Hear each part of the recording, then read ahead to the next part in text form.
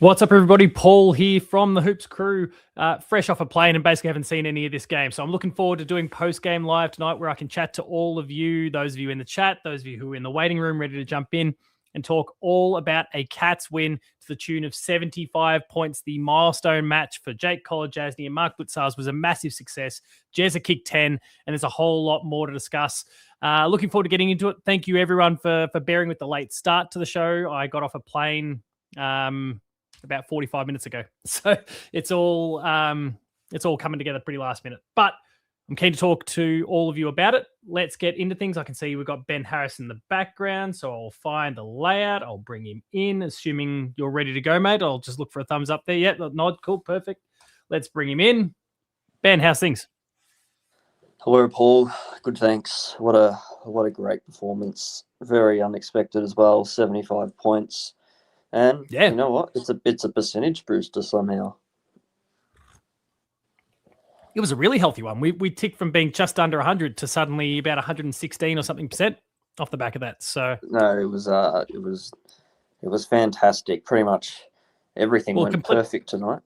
Completely offsets the Gold Coast hiding now. Oh, so yeah, definitely. Yeah, there was a better performance from us when against them, and it was probably the same way we got smashed in that game against Gold Coast, turning it over in the worst part of the grounds. The Western Bulldogs, they did that a lot, and probably worse than what we did, and we just really capitalised on it. Yeah, I think we did an amazing job in that regard. For what it's worth, for that context for anyone, I'm seeing Kerry's popped in asking how I'm going. I'm fresh off a plane, so I've missed most of the match tonight. So I'm very keen to my project after post game live tonight, however long that goes, will be to sit down and actually watch the first three quarters, because I basically got in the car. Mum did me a favor and picked up myself, wife, and the kids. And my phone was dead, plugged into her car. As soon as my phone had enough charge, boom, KO was on, and I was watching what was about the last 20-ish minutes of the game. So saw Jezza kick his 10th, saw Jake Kolodjasny kick his goal, and there was a bit of junk time celebration stuff at the end there, but it was awesome. That little snippet that I saw was fantastic. I'd love to, and I guess it's a different perspective with post game live, given that I've basically missed the game for the most part. Talk to me about that first quarter or so where we absolutely got on top. What was it that led to it? Like, I'm coming from a real place of ignorance here, so educate me. What went on in the first quarter? How did we break the back so early? I honestly think it was Mitch Edwards' tap work in the ruck. Sam Darcy started the game as the ruck, and Edwards maybe Darcy was a bit better around the ground at that stage, but now he's out. But his tap work in the first half was really, really good. I reckon he had 15 hit-outs in the first quarter, all went to advantage. The midfield and forward line really got on top, I reckon. It was Dangerfield in the first quarter really set the scene. He kicked the first, had I think 2 assists as well. Cameron had 2 in the first quarter. Smith was getting his hands on the ball, but he was turning it over, smithing it, right? Butchering it from time to time. Is what he does. And it's part of the Bailey Smith package is that he butchers them from time to time. That is true. And disposal efficiency was about 66%. So yeah, it actually wasn't that bad in the end. His kicking efficiency was 62.5. So it's I don't want to it was almost up on his usual in a way. I was expecting worse disposal efficiency and more turnovers, but it actually wasn't in the end, which is a bit of a surprise. And we have to talk about Mullen, of course, on Bontempelli. Bontempelli only having 14 touches. Was that the matchup? Right. I saw Mullen pretty busy in the last quarter, especially with obviously that final one. He floated in brilliantly for Jezza, but he seemed to be really busy, and I couldn't quite work out who he was actually on. So it was Bont, right? I don't think I saw the Bont at all in the final quarter. No, he didn't really do much. Only had the 14 touches. Yeah, Bontempelli is way bigger than him as well, and for Mullen to just stop him was great. That's unreal. Yeah, I'm seeing Jackie's highlighted. Gave him a bath. Spartacus, we're doing an all-nighter, Paul, heading down to the pub. Geelong, me and you there in 5 hours. It'll take me another hour and a bit to drive myself over there, but we'll see. smashed him in the first quarter. Ferg's just highlighting Mitch Edwards is great. In fact, Magnus has then jumped on it. Mitch Edwards, my goat. And look, again, I only saw that last quarter, but I saw some fantastic hitouts from him, especially one or two where he just basically just spiked the ball forward. But also, not that reckless sort of spike that you see from a ruckman when they're literally just almost heaving it. It was a very deliberate, I'm knocking it down on this kind of 45-degree angle. And you just saw the mids go storming onto it. There was some fantastic stuff in that limited bit that I saw. You've obviously highlighted this was kind of going on all game. So that was awesome. Yeah, that's why I really wanted Edwards to play, because the Bulldogs, Tim English isn't playing. Sam Darcy in the ruck, he can't tap for shit. Like, he can do stuff around the ground, but he cannot tap at all. It's not his job, so it's not anymore. It's not his job at all. So, side note, the Sydney game is tightening right up. Swans by 13 points with well, we're only about halfway through the quarter. I saw there was a delay in that, and GWS have been kicking really inaccurately. The delay nearly completely put this show in the bin, because I was flying out of Sydney, so just got out of there before it started. So the curfew. Something like that. Ferg's also highlighting Dempsey had a cracking night as well. Definitely Dempsey. Yeah, he was really good on the wing. His best game so far this season. Really impacted for 4 quarters instead of just just chipping in now, and really impacted for 4 quarters. Quite a game from Tanner tonight. Sorry? Quite a game from Tanner tonight. Not necessarily a bad one, but a quieter one. No, not a bad one, but not necessarily reaching the heights he did last few weeks. A bit of a quiet one for him. He kind of fumbled a few times picking up the ball. Just no real big concern from that point of view.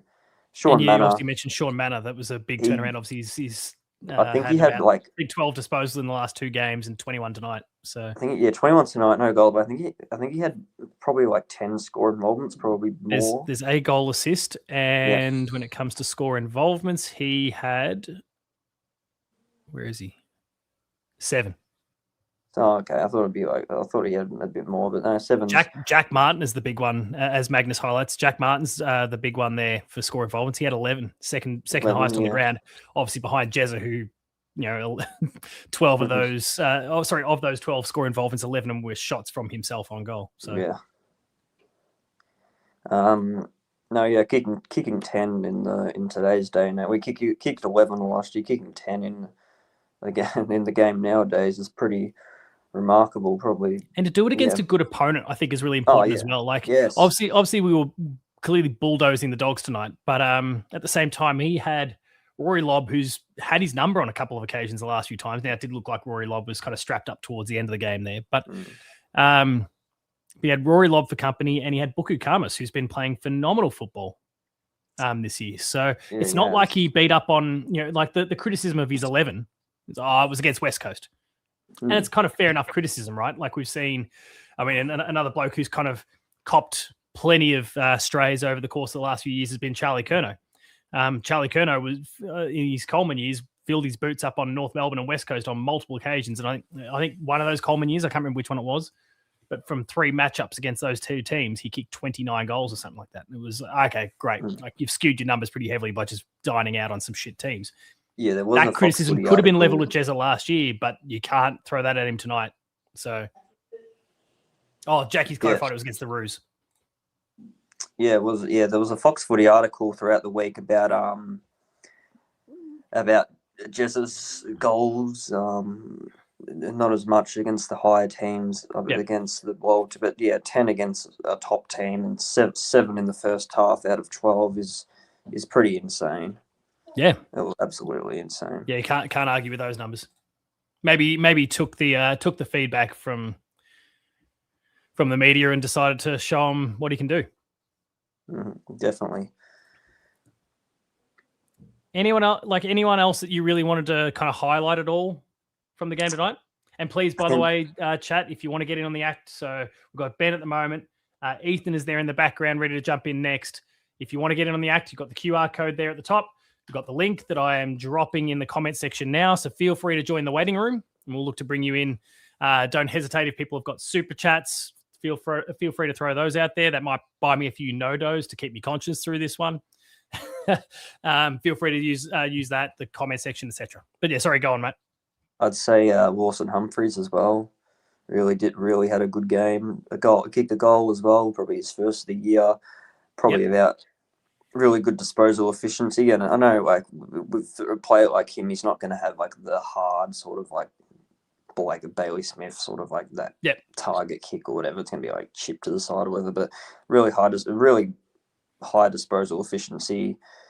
Warple, I saw that comment about Warple. Warple, I reckon he was much better in the second half. I didn't really notice him much in the first half, I reckon, but the second half really stood out a bit more. I'm not quite sure what his numbers were, but second half definitely 16 disposals, 7 tackles, and the clearance count. He only had 2 clearances, which is down on the previous week. But yeah, that's the thing about it. He whilst he might not get a lot of the ball, he can really get the clearances. Like, he had 9 in the first game, then he had 10, and then he had 11 last week. So that's 20 from 2 games. So that's averaging 10 a game. So that's really good from him. I think as well, Ollie Dempsey just really stood out for me tonight. Go on, because I saw him floating around, but I didn't see a huge amount of him in the action in that last quarter. But he finished with 27. He had about 28 touches and a goal, probably a high amount of score involvements as well. I think another player that really, I think the backline, Tom Stewart, really had some really good efforts tonight. That one, did you see that one in the last quarter where the Bulldogs were running to an open goal and he stopped it? That was really, really good. Backline not necessarily standing out in terms of, like, intercept marks or anything, but just those little things like spoils and the 1%ers. 1%ers, those ones, that's where they really stood out. Talk to me about the skipper. He's got 11 score involvements next to his name. Obviously, you did highlight some of those important elements he brought early on, and he finished with 2 goals, 3 for the night, and 19 disposals. Statistically speaking, good game. What'd you see? Yeah, really good game from him, particularly in the first quarter where he really just set the scene. Kicked 2 goals. Could have kicked 5 tonight, but 2 goals, 3, that's all right. And if Danger has 5 shots on goal, I'm expecting him to go at about 40%. So probably, that's true. One of the things that I'd criticize, and especially because now, like, Ollie Henry's back in, statistically speaking, hasn't necessarily lit it up. It's kind of, I think, just what we'd expect as a kind of bare minimum game from Ollie Henry, numbers wise. But again, the eye test might tell a different story.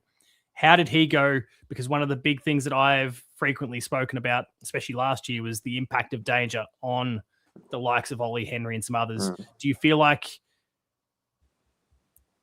the 1 goal straight was just, that was a byproduct of Jez's dominance? Was it what was kind of going on there? I do think it was a bit of Jez's dominance in the end, but Ollie Henry didn't really stand out much in the forward line. Didn't struggle, but just didn't lack of opportunity more than it's not like they were trying to find him when Jez is on. Let's try to find Ollie Henry. They were definitely trying to find Jez a ladder. That's for sure. He's definitely going to be trying to find Cameron. Probably Wiltshire and Henry probably didn't really stand out, but when someone's kicking 10, it's going to be hard for you to sort of kick goals. Kerry says that SDK played his best game tonight, which is, I guess, a fascinating thing for me, given the lack of ball that would have been up that end of the ground. What are you making that comment? And again, sorry to everyone in the comments. I'm coming from a total place of ignorance, having not seen 3/4 of the game up to this point. So I'm not sure his best game, but I definitely didn't notice anything wrong he did or bad he did. So it didn't necessarily stand out, probably because the ball wasn't fair enough. I wasn't down there, but no, he was just made every contest a winner though. Tonight. I've been really impressed by the way, especially since since round 2, the way he's just attacked the ball, he's body lined it. He's just made sure he gets that fist in there. Yeah. The body language, which is obviously something I've criticised a lot, has been great. Because there's certainly still been moments that haven't gone his way, be it the bounce of the ball, be it his opponent just taking the mark or getting a free kick. And he's gotten back, he's done what he's needed to do. I've been really impressed by SDK lately. And based on the chat here. Yeah. It seems like that sentiment's continuing. So another player, the other defender who's really been impressive this year, but has been robbed in the coaches' votes, Connor O'Sullivan. He's been really good this year. I don't know how he didn't get any coaches' votes last week, or it's because he hit played the post. Adelaide. Sorry, it's because he hit the post last week. Come on, Connor, you got to kick this. Exactly, mate. You don't get opportunities often. Don't piss it away by hitting the post from the top of the goal square. Yeah. But no, Connor O'Sullivan's really developed his game to a next level, and looks like he's going to become an intercept star. Zach Guthrie, numbers-wise, has got like a big night. He's obviously had a very quiet start to the season. It's a big night numbers-wise, but again, eye test might be different. Are you happy with what he put together? Oh, yeah. He intercepted quite a lot tonight, I reckon. Good. Zach Guthrie. Good. And Lawson Humphries as well. Those two sort of the, not key defenders, but more the small defenders. They were really, defending tonight. Yeah, they were great. Just scrolling through. I guess, so we spoke about, obviously, Collar with his goal. Talk to me about the big 300 game player. How'd Blitz go? I didn't really see much in that last quarter, but again, I thought Blitz would try and get down to he was getting down to the forward line, but it wasn't really like appealing for the ball. Like, I'll give it here. He was all right. Probably more happy. The ultimate team man. Yeah, the ultimate team man, of course. So Book Savs, yeah. He was great tonight. Honestly, I can't really remember, to be honest, if like stood out or anything. But no, he was really great tonight. Book Savs did some great things in the ruck. I think he got a lot of hit outs in the ruck. I know the opponent isn't quite. I know the opponent isn't quite there for him, but no, that's still really good from him. And did a lot of work on the wing as well, contesting. So that was really good on him.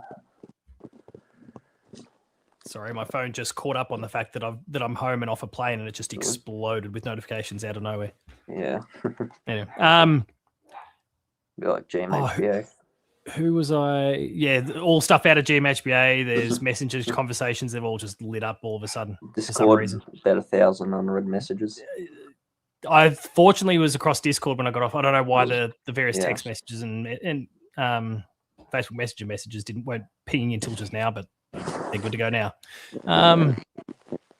Just skimming through for anyone that I kind of haven't asked a question about that I wanted to ask a question about. Shannon Neal, 1 goal, 1 again, but was it just him just taking the back seat tonight to the Jeremy Cameron show? Probably the back seat. And there was a moment where in the first half where the ball was passed to Wiltshire, but Cameron just ran in the way and took the mark. So okay. Those moments like can happen as well. Like, and look, I'm okay with Jezza having like a big dine out sort of game, because he actually said it himself, I think, in an interview last week, maybe the week before, where he kind of pointed out himself. He's like, there's a few that have just not gone my way. There's a few that have bounced left when I've gone right, etc., etc. And I think that's been pretty visible on a few occasions too, that there's been a few that just haven't gone his way. Hell, last week, being, or, I don't know wrestling very well, but like, he's basically just the arm wrapped around the head and they may as well just dropped him to the deck. Someone in the chat can clarify what that move was that I'm trying to describe. I don't care about the wrestling, but like, there's been a few things that could have gone his way that haven't. But so I think for him to dine out tonight, get his tail up again, very reminiscent of last year in some ways, where those first 5 or 6 games, very, very quiet and then just exploded from there. So who knows? Hopefully this is a sign that he's now just going to really take off from this point, that, any little niggling worries that he might have had about the arm, and he's also got beaten up on a fair bit in the first few games. Yeah. That just gets the confidence up and running. Shannon Neal's kind of held things up really, really well while Jeremy Cameron's been down. And now the two of them can really wax off one another, and Danger's back in there now. And you've got Tyson Stengel, who's close. You've got, anyway, a bit of a laundry list of options there. So, and I mean, to think we did all that, and, no Brian Myers, no Tyson Stengel, no Brad Close, all three who featured in the 2022 Premiership and are, still tracking really, really well. Obviously, Brad Close has been a subject of conversation for a while, but like a lot of the familiar faces who've been great servants for us weren't there tonight. And Stengel is an interesting one because, it sounds like he won't be playing VFL next week, I believe. Then there's a bye after that. So the actual return for him is I think we have a dragging VFL out a little bit. Week. So maybe the week after VFL, potentially. Yeah. I think maybe that one. So not ideal for him, but we'll get there. Anyone else you wanted to highlight at all? No, I think we covered everyone. Or any other aspects of the game that you wanted to highlight at all, and just in terms of the way it was played? Just really good pressure tonight. Just tackling and just normal pressure wise. Like that's why the Bulldogs just turned it over a lot. But just from small kicks in their back line, just turning it over a lot. That's just what our pressure was. That's what caused that, and it was really that was the number one highlight I take out of the game. Yeah, that's awesome. I'm just looking through like all the key stats. I mean, clearances we lost, but everything else is tracking really, really well. So it's good to see. Well, Ben, thanks for coming on, mate. It's been a pleasure to chat. I did see you pop in last week, and then I guess it must have the timing may not have worked out super well for you. Yeah. I guess you had to bounce or something like that. But the footy was on. I just thought I'd want to watch that instead. By the way, score check. What are we at? What is it? I feel like that's not refreshed. Oh no, 30 points Sydney's way. Oh, it's over now. A few minutes to go. Game's over.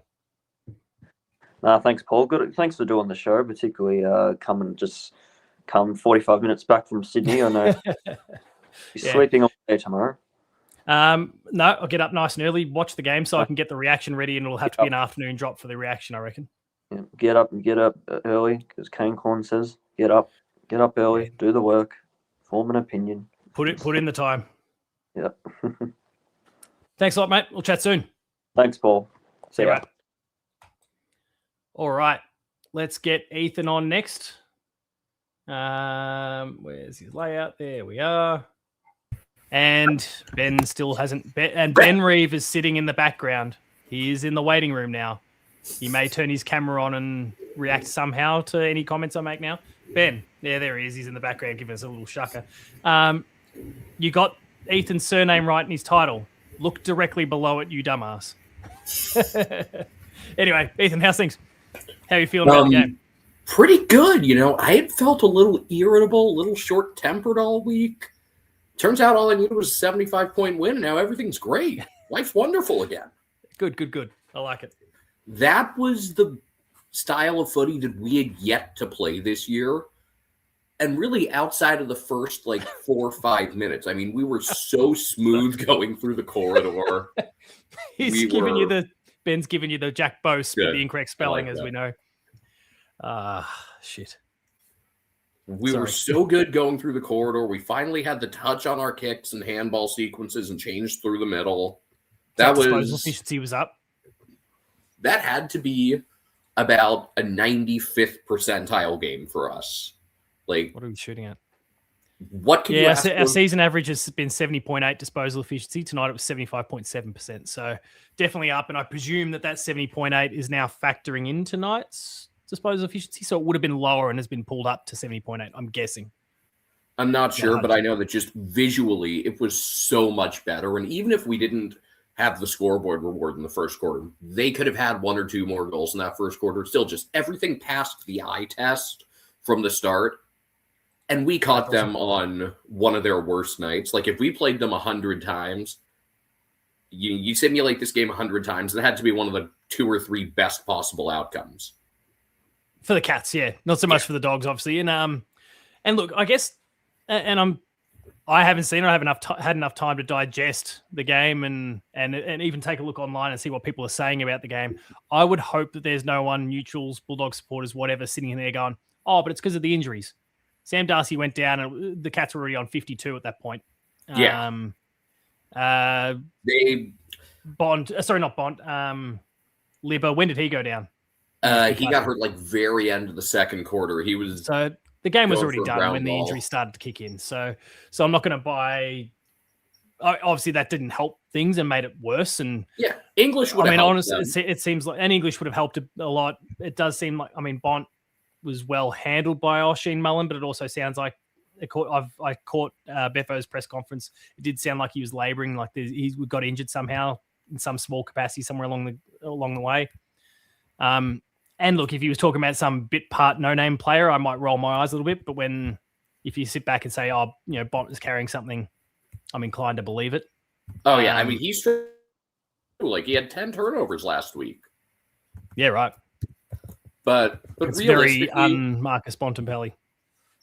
If we play like that, nobody beats us. Yeah. The third quarter, and sorry, I missed it, obviously. We did get beaten in the third quarter, but I also saw that we kicked one, like by early in the fourth, when I tuned in, I just saw the stat pop on the screen. We kicked like 1 goal 8 for the second half up to that point.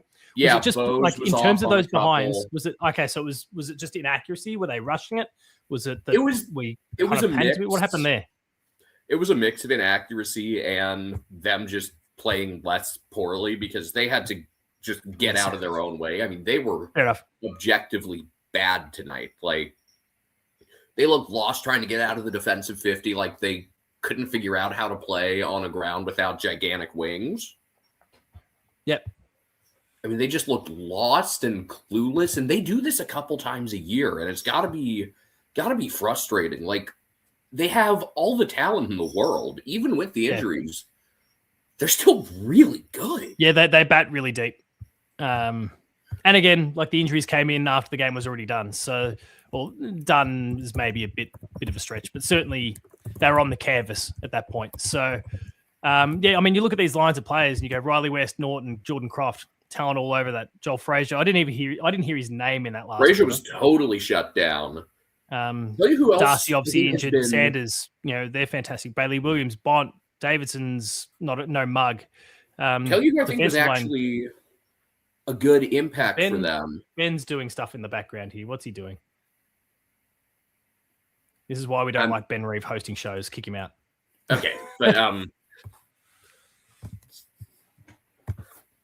sorry, keep going. Ben was clicking buttons. If you watch their first 4 games, like, yes, they beat a couple of weak teams, but they also crushed the Giants. They pulled out a great road win against the Crows. They beat the Lions at the Gabba. Tell you the biggest difference in these last couple of games, other than just Bont playing like a human instead of a god, is Bramble hasn't done as much, and he had been terrific to start the year. Did he play today? But and again, there is, yeah. Okay, right. Sorry, that was just my ignorance. That wasn't even meant to be a crack at him for any Bulldog supporters who popped in. Yeah, polished turd for them. I guess I'll give it to Davidson. Baker, if he had kicked straighter, could have had it.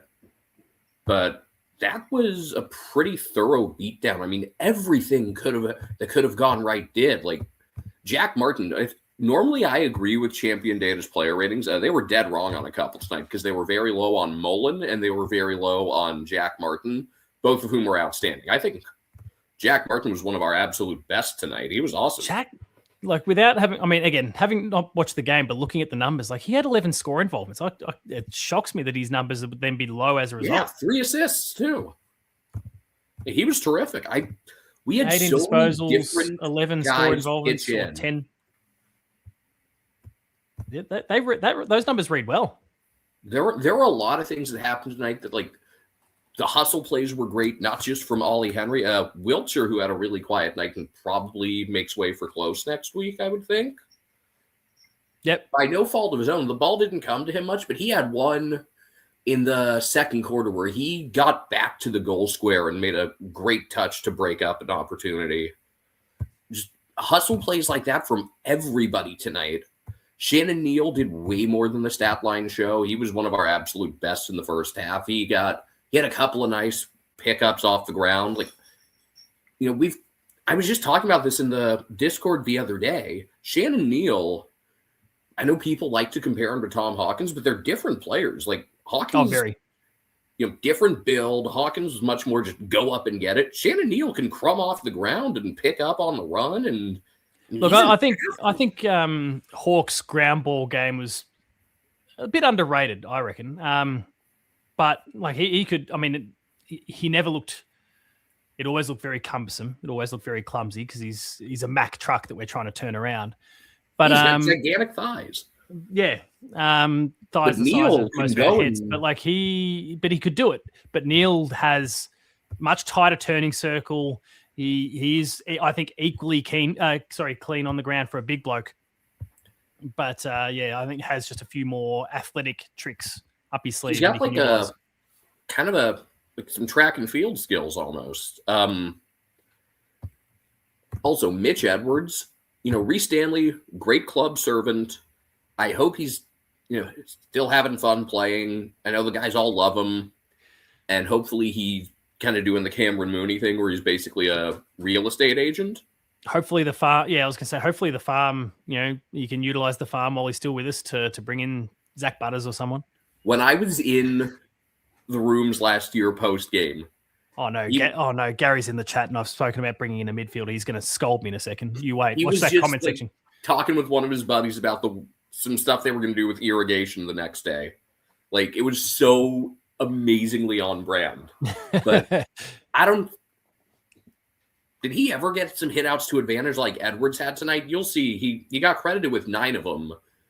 And there were at least 2 or 3 that led pretty much directly to goals. Like, knocks it ahead, Smith or Atkins or Warple or someone picks it up and blasts it into the forward 50, and we get a goal right off of it. Like, we haven't had someone with that hit out to advantage ability from midfield in a really long time. Since Brad Ottens, as far as I'm concerned. Yeah. And look, we don't want to obviously get too carried away. He's still very, very early in his career. But and we're all singing the praises of the tools are there. Of Toby when he got his first couple of games. He thought, okay, this is it. But then the injuries came back and we haven't seen him since. So I don't want to count the chickens before they hatch too much. But there are so many positive signs the way he plays. And that quarter alone that I saw, you could see this confidence and I don't know, almost maybe an air of arrogance in there's no one, they've got no one that can handle me tonight. Yeah. And again, English would have been a tougher matchup, but Toby Conway's debut was against English and he did great. He won that contest. He absolutely won that contest that night. Yeah. He made them, they had to adjust. And I forget, they switched up a matchup on that, which they don't switch a lot of matchups. Bevo doesn't like to make changes. No, he sticks to his guns. Warple, I know you were talking about with Ben. He doesn't have the clearance numbers tonight, but I thought he was just very good at ground level again. And then Tom Atkins, unsung hero. He kind of played like a Josh Dunkley type game where he was just really good at limiting other guys off of clearances. And so who was like, do you have a specific opponent or was it more just bodying up whoever he happened to be paired up against? Bodying up anybody and everybody. It was great. Nice. And just the last 2 games, he's responded really well. I thought Mana responded really well tonight, too. He was playing numbers-wise, that, like, mid-forward spot. He didn't have, like, the most efficient game. He doesn't have to, though. As long as he's thinking before he kicks, which he did tonight. He was, first half, he was fantastic. And I think you'll agree on replay, he was really good. And That's then awesome. Quietly one of the best games Lawson's ever played, and I'm glad he got a goal late to kind of drive the point home because the underlying numbers were great. The interceptability looked better than ever tonight. Tied with Bailey Smith, game high, 8 intercepts, 7 score involvements, nearly half his possessions contested and over 80% efficiency. Lawson was ranked by Champion Data as our 3rd best. That's awesome. 2 intercept marks and felt like more. And just to link what you, like, obviously you were focusing on Lawson, but to link your comment there about Bailey Smith into a message that I know I've been trotting out a little bit, and I think I'm certainly not the only one. Some like the intercept thing from Bailey, the defensive stuff from Bailey. I have been so impressed this season by the way he is rounding off his game with some of these defensive aspects. We know the weapons that he's got offensively. And we know that obviously he can misfire a little bit in that respect from time to time. I loved post-game that he talked about that, his ability to get the ball inside the forward 50 needed to be better. There was some self-awareness there that was really nice to hear. Good. But, like on top of the 33 disposals, 11 clearances, there was 7 tackles. Yeah. From Bailey and they were usually, I think there was one. He's been bodying up. He's been going the other way. I've been so impressed by it lately.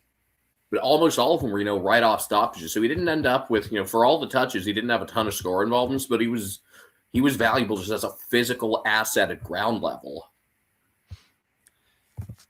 And then I think Holmes got to play further forward because we had Dempsey working a little farther back. That seemed to be a good trade-off, something Kyri pointed out at halftime. And then Zach Guthrie was quietly just much more like himself. Yeah, no, numbers-wise, it feels so weird with some of these. Like, numbers-wise, that sounds true. I'm very much looking forward to watching this game back. So I can. It was a very enjoyable watch, especially the first half. Just like that's awesome. This was, we'd been saying for a few weeks, like, when are we gonna see? Like, we know we have another gear we can get to. When's it gonna happen? It happened tonight. And I guess if you want to be slightly cautious, 2023, we kind of had this same sort of like, we just couldn't get into a rhythm. And then it was round 6 at home against the Swans where we did. And then we were on fire for like 3 weeks and then we went into another skid. So yeah, the key now is take care of business with Port and North and then really tough stretch where we can prove that we've got this in us, because this, again, other than maybe a bit of the accuracy around goal, this was about as well as we could have possibly played and about as poorly as they could have played. I mean, look, sometimes those stars just align, and yeah, they played poorly and then obviously had some pretty horrific injuries along the way as well. So yeah, you feel for them obviously in that respect. They would have had to play their absolute best game to have a shot the way we looked tonight. Yeah. And then the Dogs at their best is as good as anyone at their best. I mean, again, absolutely.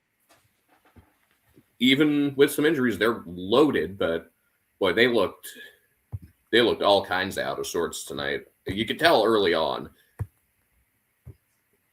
I will say, Ben Reeves in the background saying, "Who's the biggest Bulldog YouTuber out there tonight? Let's try and get him on tonight." That would probably be the Bev Show. And I'm just going to put it out there, Ben. I don't want him. I'm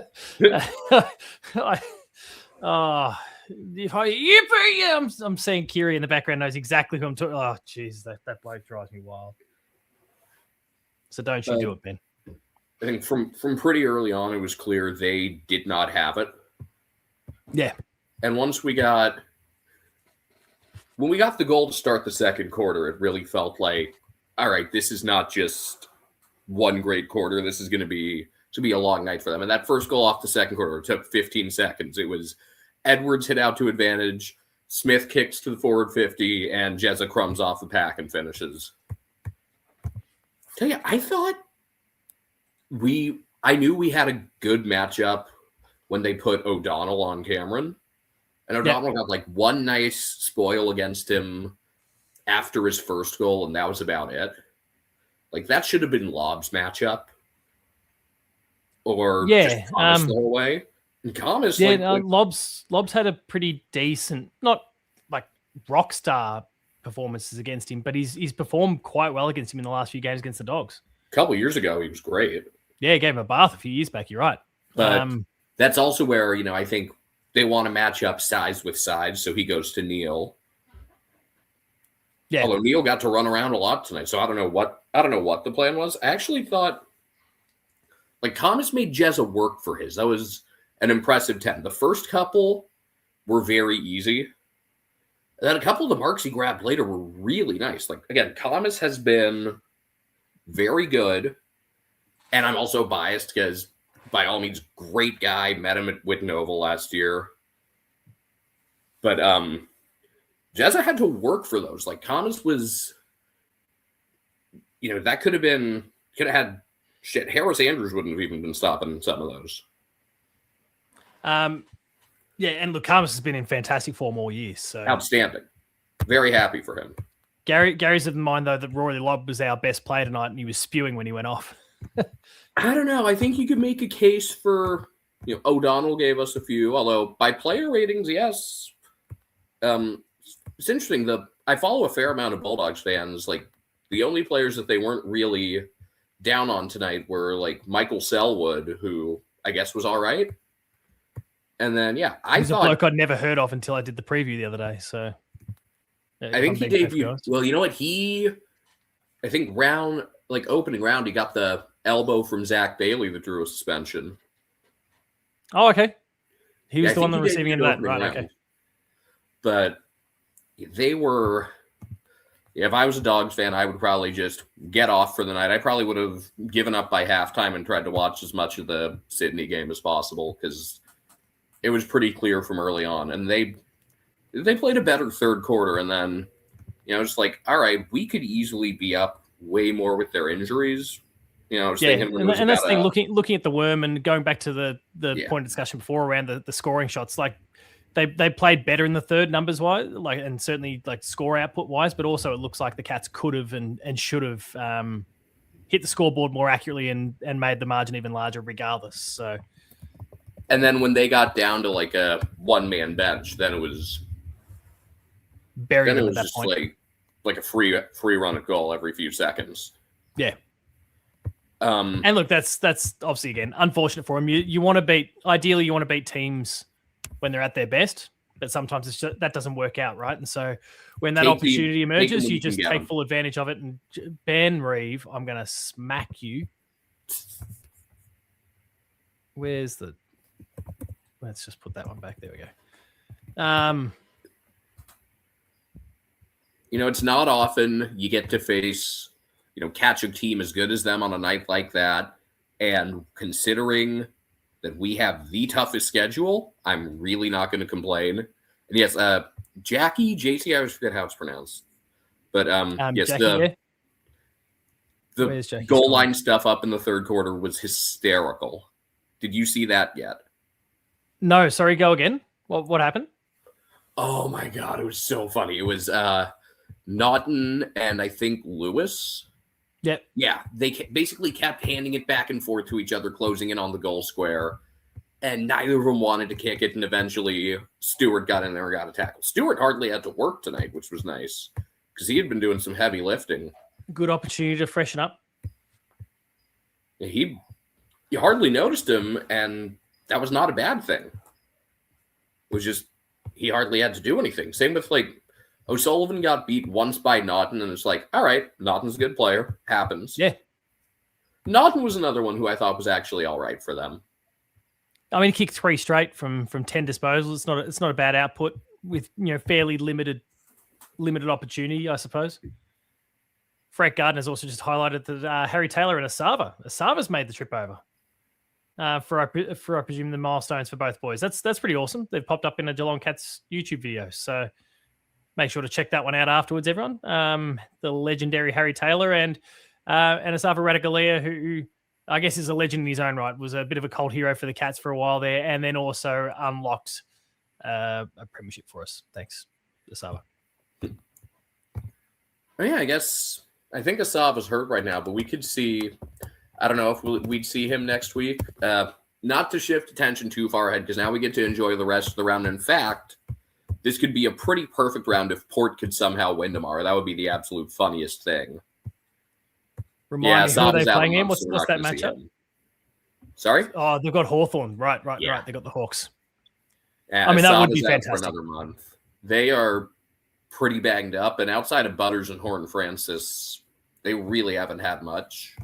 And who's umpiring the Hawthorn game? Is Butters going to get himself in trouble? Nick Foote for a comment that he didn't make? Okay. Let me check. I'm impressed the umpires didn't become too much of a story tonight. No, it was 21. What I have noticed though, whether there's anything to it or not, I don't know. But obviously, there's been all that. There was that talk for our first 3 matches, whatever it was, about Geelong, being basically up about plus 11, I think, on average free kicks for each of those games. Since then, we either lost the free kick count like what we did last week, or I think broke even tonight. Hasn't changed the result. Cats getting the win. Let's see. Yeah, they've got Lee Fisher on that one. But I think one of the reasons we've also been drawing better free kick counts is because we do better on them in ruck contests. That's something where we were always at a disadvantage for years. And between the rule changes and just how Edwards plays, I think that's made a big difference. I think he could be, we'll have to see what happens in other games this week, but I think he's clearly thrown his hat into the ring for that Rising Star nomination. Yeah, that'd be an interesting one. That I don't know. Rucks don't get enough love, but he should be there or thereabouts. I'm so impressed with him. Just there are things about his game visually that are so entertaining. Like it's not a quiet, subtle consistency. It's very noticeable what he's doing, and I really enjoy that. Python's just jumped in to just highlight the thumping tonight. Thank you, Python, for popping in. And Kyri's just re-clarified what you also did before, just about Nick Foot umpiring the Crows game tomorrow. So a different South Australian team can hate him. We'll see what happens. Yeah, I enjoyed that. I hope the Darcy thing is what it was last year, where everyone thought it was ACL and it hyperextension. I think in the end last year. Yeah, I get the feeling this one is. I don't think it is. Yeah, I distinctly remember the Sam Darcy one last year. I think we might have been streaming at the time, and I quickly jumped over and had a look at it, and it was very clear in that case because it was kind of like the knee obviously normally bending this way, but it was that inverted sort of movement. You're like, okay, that's a hyperextension, and depending on how serious the hyperextension is, you can obviously have an issue. But this one, it just buckled. Yeah. As it was kind of bending in a more natural direction, it kind of buckled. So, I mean, there's a chance that it could be medial, but the more likely one is unfortunately the worst case one. Yeah. From the look of that. So, and even hearing Bevo talk post game, my suspicion is that they know and they just need. Yeah, it sounded like when they had their GM talk right before the third quarter. He said, "Oh, did they? Okay." Yeah, they got him on 7 for a moment. Said, concerns it's a serious knee injury. So, right. I hope he's all right. They're a fun team to watch. I wish them well when they're not playing us. I have no reason to have much against them. They've got a likable group. Pretty much all their fans I've interacted with have been excellent. So, yeah, I've never had any issues with dog supporters. Yeah, I think of the other Victorian teams, them or North are easily the most likable. Yeah. So I wish them well, but it is fun to beat them. I hope we keep doing that. It was funny. Saw a couple of their banner pregame. Oh yeah, what? Anything was really good. It was talked about a bit during broadcast and postgame as well. It was we'll play anyone anywhere. We'll do it in style, like the Cats at Marvel maybe once in a while, because we haven't played them at Marvel since like. Yeah, you're right. They keep coming down the highway. And we got them in Gather Round a couple years ago too. True. Yeah, that was probably the square in the ledger in terms of the home game, but it happened to be Gather Round. So yeah, but and when they were talking on Fox with Bailey after the game, he even said, it would be fun to play him with Marvel or the MCG. Well, maybe the Dogs can get good and play us in a final at the MCG then. Maybe. And I don't think, looking at the comments, I don't think we need to rest Danger because now we get, a bit of a longer week off. Yeah. What day do we play next week? It's the Saturday night game right after Collingwood and Essendon play. Yeah, right. So that one's funky. There's that, and then we play, and then I think like about around halftime of our game, or maybe early third quarter, is when Freo and I want to say Carlton start. Freo and Carlton. Yeah, I'm looking at it now. Yeah, you're on the money there. So you've got look, they're all staggered, but yeah, you've got Hawthorn and Gold Coast starting at 12:30. You've got Essendon and Collingwood starting at 3:20, and yeah, absolutely, Hawthorn and Gold Coast is a huge game down at Tassie. That's the only time I'll pull for the Suns. Look, I've been an unabashed fan of the Suns and what they've been building for the last few years. I'm not a fan of how it's happened, but I love their players. I don't like Dimmer, but Otherwise, I've got no real issues with them and their players. But yeah, I mean, look, the gaps from are all nice. Like it's 2 hours 50 between the start of the Hawks and Suns and then obviously the primary Anzac Day game. I thought they'd give that one more because of all the 250 and between that game finishing up and then the Cats and the Power.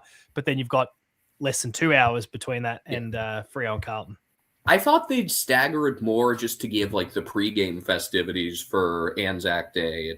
It's spotlight, but also huge thumbs down to the AFL for putting clearly the two best games of the round on paper against each other tonight, even though the lightning delay in Sydney did help some.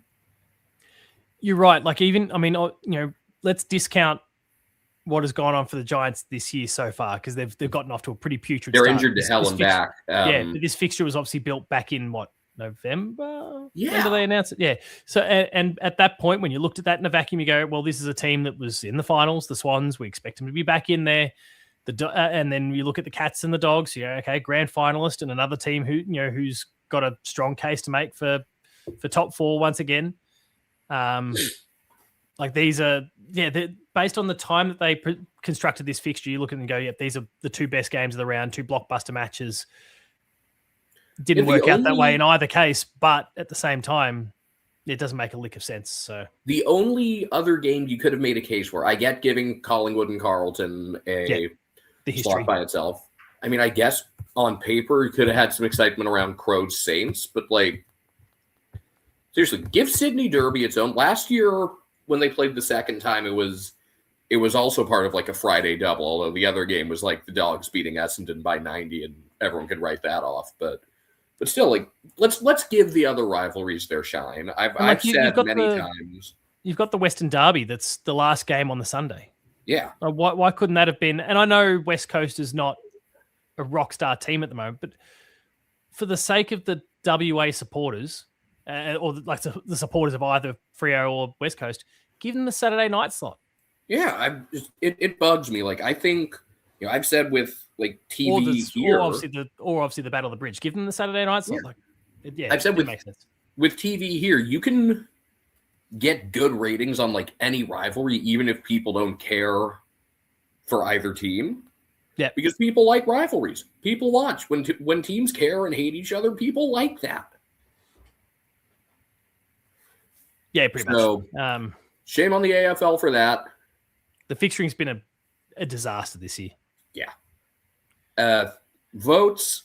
Everyone could be an honorable mention basically tonight. I guess as a joke, I'll say slight dishonorable mention to Wiltshire for not trying to get Blitzov's a milestone goal after Kola got his. And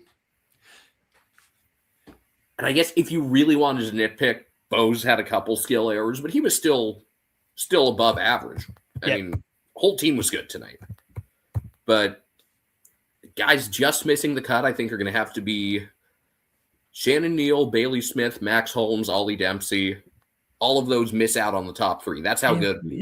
That says a lot too. Like we haven't really discussed Max Holmes at all. I think we just kind of expect him to roll out and get what did he get tonight? He's 28 plus disposals and 510 meters gained. We just expect him to go out and do that these days and don't bat an eyelid because his name, until you referenced him right then, I don't think his name's come up basically all night.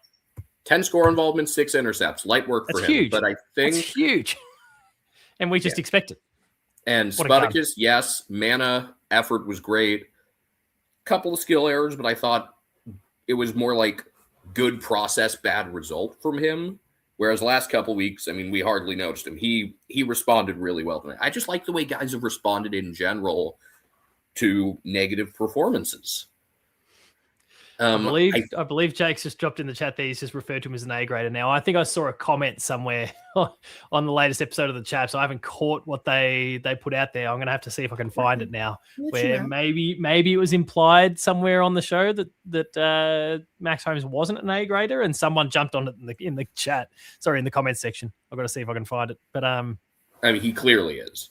Yeah, in fact, the comment reads on the latest episode, she said, how can you not have Max Holmes an A grader? He's won 2 best and fairest. He's arguably our best and most important player. So I don't know, Jake. Maybe it was a mistake or just someone forgot him or whatever. I don't know the context of it.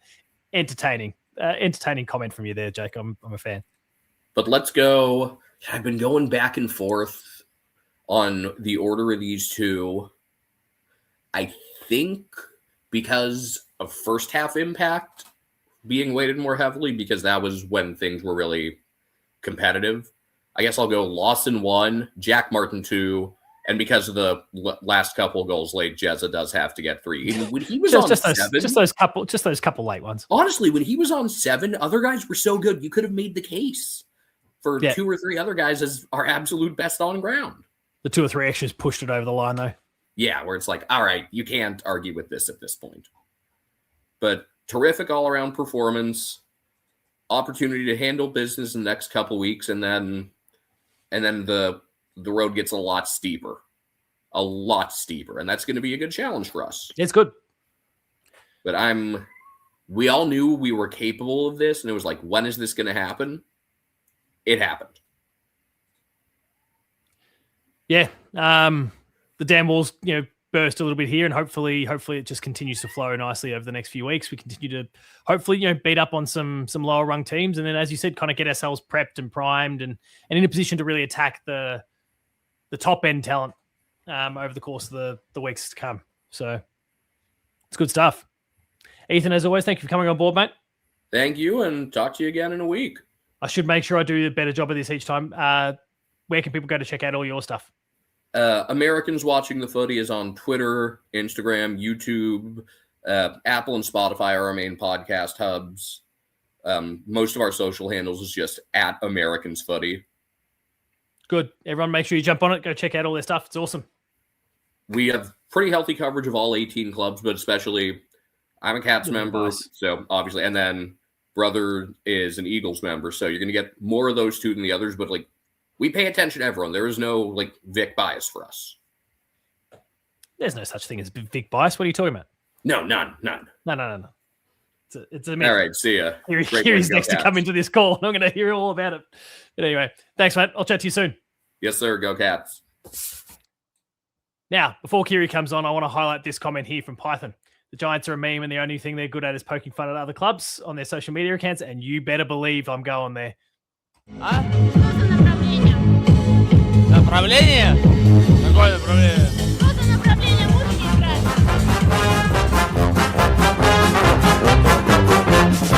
Well, there's a big sound from the west of the town. It's the sound of the mighty Giants. Right, Kyri, get in here. yes, thanks, mate. I can't pass up the opportunity. They got smoked by 41 points. So I don't get to play that very often. Yeah, well, they're all bark but no bite, the Giants, but all bark, no bite with the Bulldogs. Oh, what a win. What a win by the boys. 75 points. Just can't believe it. I knew we were going to win tonight, but that margin, oh my gosh, that first half, since playing football, that was the best first half we played so far this season.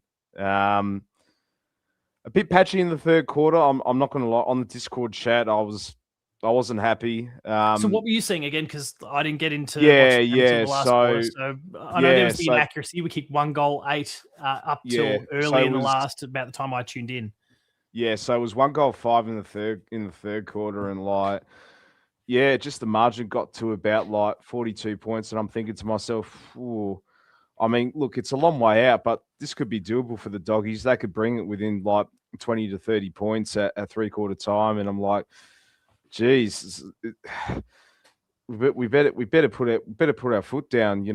How can you play just scintillating football in the first half to play like that? But to Geelong's credit, we turned it around in the fourth quarter. I knew they were going to fire all cylinders, but there was one point I was really, really concerned. Okay. It's just you can't afford to do that against teams like Sydney, teams like Brisbane. Gold Coast, arguably, as well, if you're playing up at the Gold Coast. Absolutely Gold Coast, yeah. You can't have lapses with them. Because seeing that up there at the opening round as well, we just can't afford to do it. But look, we got the win, we got the percentage, into the top 4 as well. I was absolutely. He has pump faked you with a bit of ball. He pump faked me. He definitely pump faked me there, Jakey boy. But Yeah. No, look, all around great performance. I don't know if this was talked about in the show as well. Jeremy Cameron tying the record with Gary Ablett Sr., kicking 10 or more goals at I didn't Cardinia realise Park. that was a record. Yeah. Okay. As in 10 is surely 10's not the most kicked at KP. Well, not at KP, but 10 or more goals, 10 plus. So that hasn't been done since Gary Ablett Sr. Played. Yeah, right. Okay. It was 1994. So that's in the history books there as well. Yeah, so I was. It just looked at one point. I thought, shit, he could kick like 12 the way he's going. He could break the record against North Melbourne, but he was all around great performance from Jesuit. Like I said last week, when he kicked 3 goals, 1 against West Coast, he's starting to get back into his best sort of footy. Maybe he's not quite there yet, but I think he's primed to be back in the next couple of weeks. And yeah, did we just see that tonight as well? So, but yeah, he's watch out, Jack Gunston, watch out, Ben King, the Coleman medalist. He's coming back to get his medal. So the big show is back. And actually, I describe him as the big show. Like I instantly actually draw when I say that. I go, hang on, actually, there's fair few similarities between him and Glenn Maxwell. He can go pretty quiet for a while and then just explode. Jeremy Cameron, I'm going to call it now, is the Glenn Maxwell of the AFL, where he just rips one out of his ass and just completely blows everyone away. Probably doesn't have quite as many failures as Jeremy. As Glenn Maxwell. No, which I was gonna say, Paul. Like and constant chokers, the Melbourne Stars, but that's another day's. And I mean, I can't talk about my strikers at the moment, but at least the Redbacks did well with the Shield, but. Back to back, by the way. Some more SA rubbing it in. So, Ben, if you're listening to this, brother, I saw in your comment. That's Ben in the background with the sound effects. Yeah, you're on notice, mate. Anyway, but yeah, look, but I just thought our ball movement was just much more fluid compared to last week, all because Jack Martin's in the team as well. Especially with our forward structure, he's such an important player. Yeah. To our side as well. Yeah. You just can't drop him. At the moment, like he's such an important link up play. Sort of player. Lawson was electric off of half back. Loved his goal. I think that was like sometime in the fourth quarter. Yep, it was. Because I actually saw that one. Yeah. Ollie Dempsey, I know he was playing predominantly more behind the ball as well. Got more of his pace. Yeah, let's get Gary wants midfielders. He wants Zach Butters. He wants Harley Reid. Funny you say that, Gary, because the clearances were all like even Stevens, like in the centre clearances. The Dogs actually had us covered for clearances in the end. Around the ground, like. But just when they had the ball, it was just absolutely turnover city for that one too. But yeah, I mean, picking your brain a little bit here, curious because like the clearance game, obviously for years it wasn't necessarily our strength, and pre-Bailey Smith wasn't necessarily our strength. Yeah. In the Bailey Smith onwards era, so what we did really well as a club before is we wouldn't necessarily win the centre clearance, we'd win the stoppage clearance more often than not. We'd kind of flip the script in that particular part of the ground. In the last 2 seasons, it's reversed. And I'm not seeing any obvious differences. I mean, obviously personnel, like Bailey Smith's a big in there. But suddenly we're not winning the stoppage clearance, which makes less sense to me simply because you're able to get more troops around at that point. Yeah. It doesn't matter as much about the personnel if you can structure everything around it. I don't... Yeah. But we're winning the centre clearance more and more often, losing the stoppage clearance more and more often. I don't follow that one. No. And, you just don't, when you've got players like Warple in as well, Atkins, not having to rely, Dangerfield having like a Superman-like sort of performance week in, week out, yeah. Look, and I agree. I thought it was our most complete win since the prelim final. Last year. It's just I just couldn't believe how the margin went. That Bulldogs team was just absolutely deplorable, despite that patch in the third quarter. I just thought just very uncharacteristic of them. Like they got absolutely steamrolled by the Hawks at the gather round last week, but they were winning the clearance count. So it does have to do with they don't have anyone up forward. Obviously having no ruck with no Tim English. Sam Darcy was playing in the ruck more often, didn't even go up forward at all. And when he did his knee, unfortunately. Yeah, and it was unfortunately as well. Prayers up to him. It's something I don't like to see. No, you don't wish it on anyone. Not on anyone, especially in one of the stars of the comp as well. I love watching him play. Sam Darcy. If you're a Doggies fan watching this, we do mean all that with the greatest level of sincerity. 100%. And I guess the other point I'd kind of make is his old man had a pretty significant ACL injury, and it didn't stop him from being an absolute ripper for the club. So, fingers crossed to him that it's not the worst possible outcome. My gut feel, I'm sure. I mean, we were just discussing it earlier. My gut feel is it's probably the ACL. I think it's not the it's definitely not the hyperextension from last year, though. Yeah, but hopefully the recovery is a smooth one, and that he's up and running again for him next year, and hopefully he just has bad games against us in the future, but not injury riddled games in the future. Yeah, but I can deal with a player having a mare against us. That's fine, no worries. Not that sort of nightmare though. But it's just that they only had Norton up forward. He was just a one-man show there. Bontempelli could not hold the book, get the ball whatsoever. Darren's adamant it's a PCL. So PCL. Who knows? We'll find out. We'll find out on Monday. It'll only take a day or so. Yeah, but what was I going to say? Oshie Mullen, brilliant, absolutely brilliant. Yeah, on Bont. Absolutely held Bontempelli like a glove. Like if there was one player to, if we were any chance of we're going to win this game, this impact, and that was putting Marcus Bontempelli out of the game, not just in the midfield, but also him going up forward as well, because he is a versatile player. Just no impact whatsoever there. Get on. Decent set of headset. But 14 whistles, 220 meters gained. Yeah. From 86% game time. Like it's just I mentioned it earlier, like Bevo flagged in his post-match that there might have been some sort of injury that he picked up during the game, and then he just carried through the end of it. Yeah, he limped off. I'm inclined to believe it when it comes to someone like Bont, because he would just soldier on. Ben's chuckling away in the background at his own comments. I've seen his comment in the chat as well. I'm just going to wheel him in for a second because he's just chuckling away. Look at this dickhead. All right, kick him out.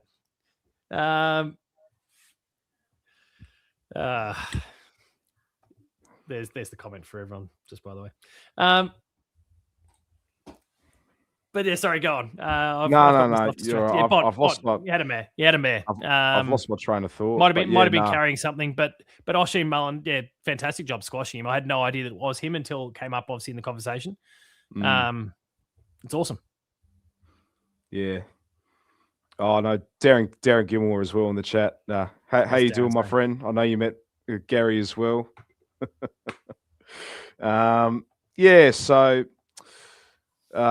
Jake Kolodjasny getting that goal, I enjoyed that too. And I was saying to myself, get the ball to Blitz. He deserves a goal as well. He had no interest. No interest. But he's such a humble guy, Mark Blitzarves, even in the pre-game as well. You know, they were just like, he doesn't like being in the spotlight. He doesn't like being in the spotlight, Blitz, but neither's Colour. But it's been real eye-opening. Some of the comments that have kind of come out about Blitz from the beginning of his career, like hearing from Joel Selwood, Tom Hawkins, Joel Selwood referring to Stevie Johnson. None of them thought, like, Joel goes, I don't think he's going to make it 6 months. Stevie J didn't think he was going to make it 3 weeks. Yeah, I heard on Dwayne's World this morning, like Tom Hawkins was on, and he even said on the Fox Footy, he said,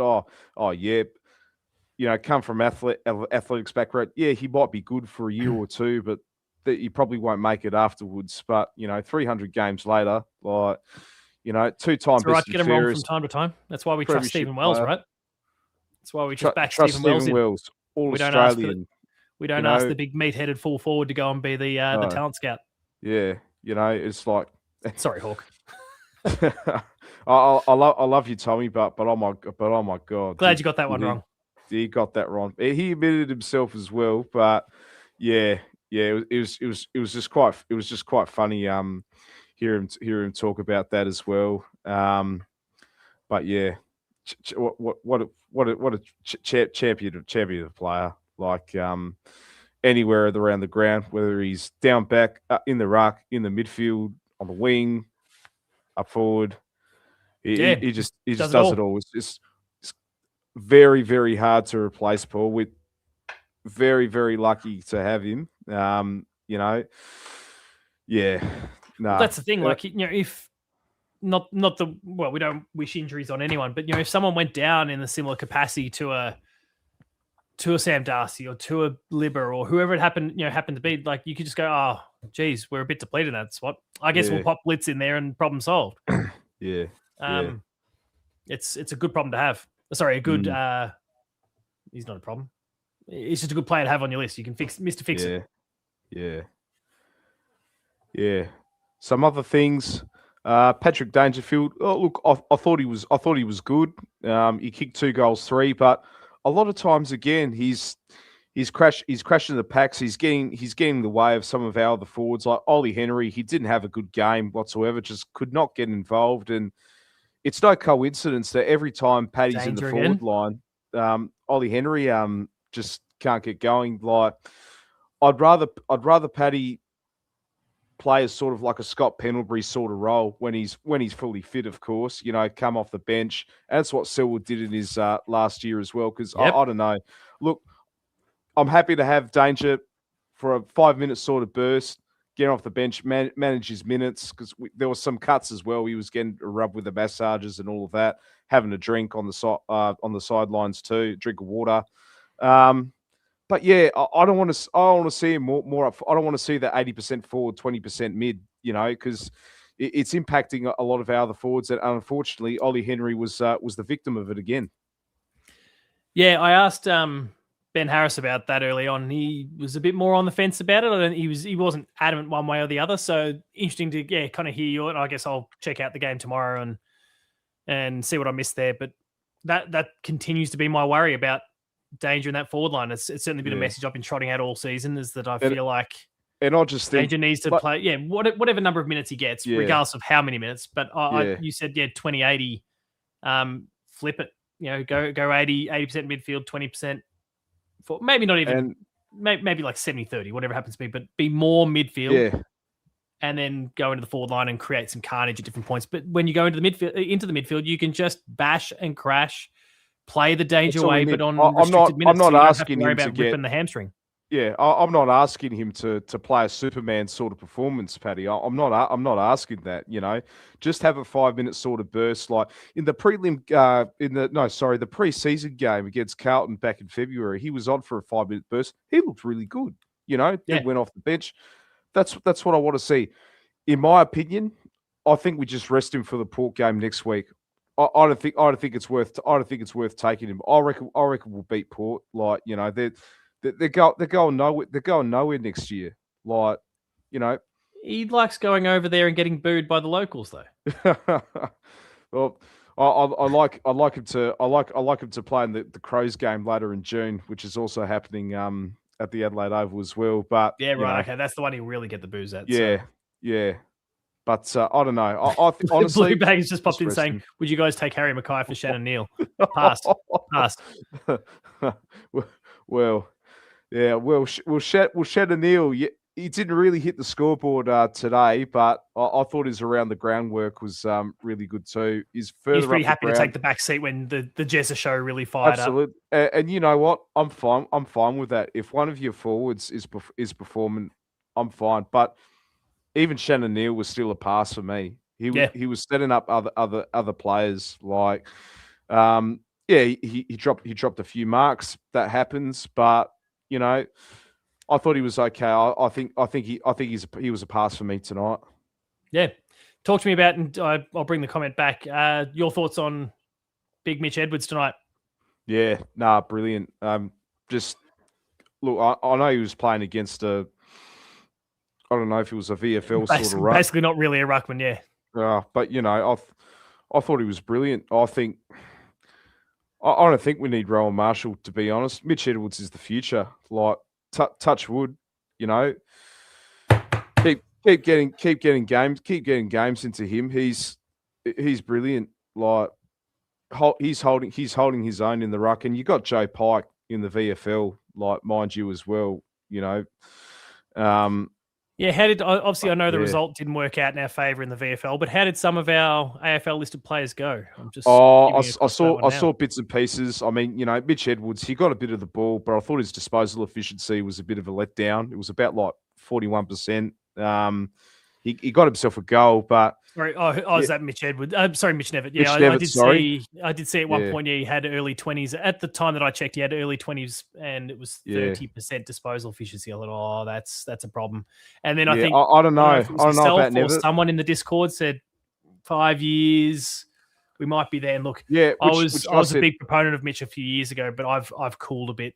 It's like outstanding in the round 1 against Fremantle last year. Late 11 tackles out of his 21 disposals, I think it was. But just he got done dirty. He did get done dirty being dropped off the back of a pretty good start last year. That's not helped him. I think you've been on the list for 5 years, and you haven't really progressed. And it's crazy. I'm seeing more progress in Jai Clark, and I'd agree.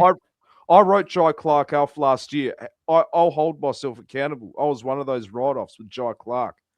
But Jai Clark has shown more promise than Ben is aggressively pointing at you from behind the scenes at the moment. It is 5 years. Yeah. No, I'm happy with where there's definitely people that have jumped the queue. Whether it is obviously Jai Clark's probably the obvious one whose queue jumped him, but George Stevens, although he's obviously not getting his game, I think right now I don't know. Like, they keep putting Mitch Nevitt on the emergencies list, right? So they, I guess, don't share the same opinion that we do.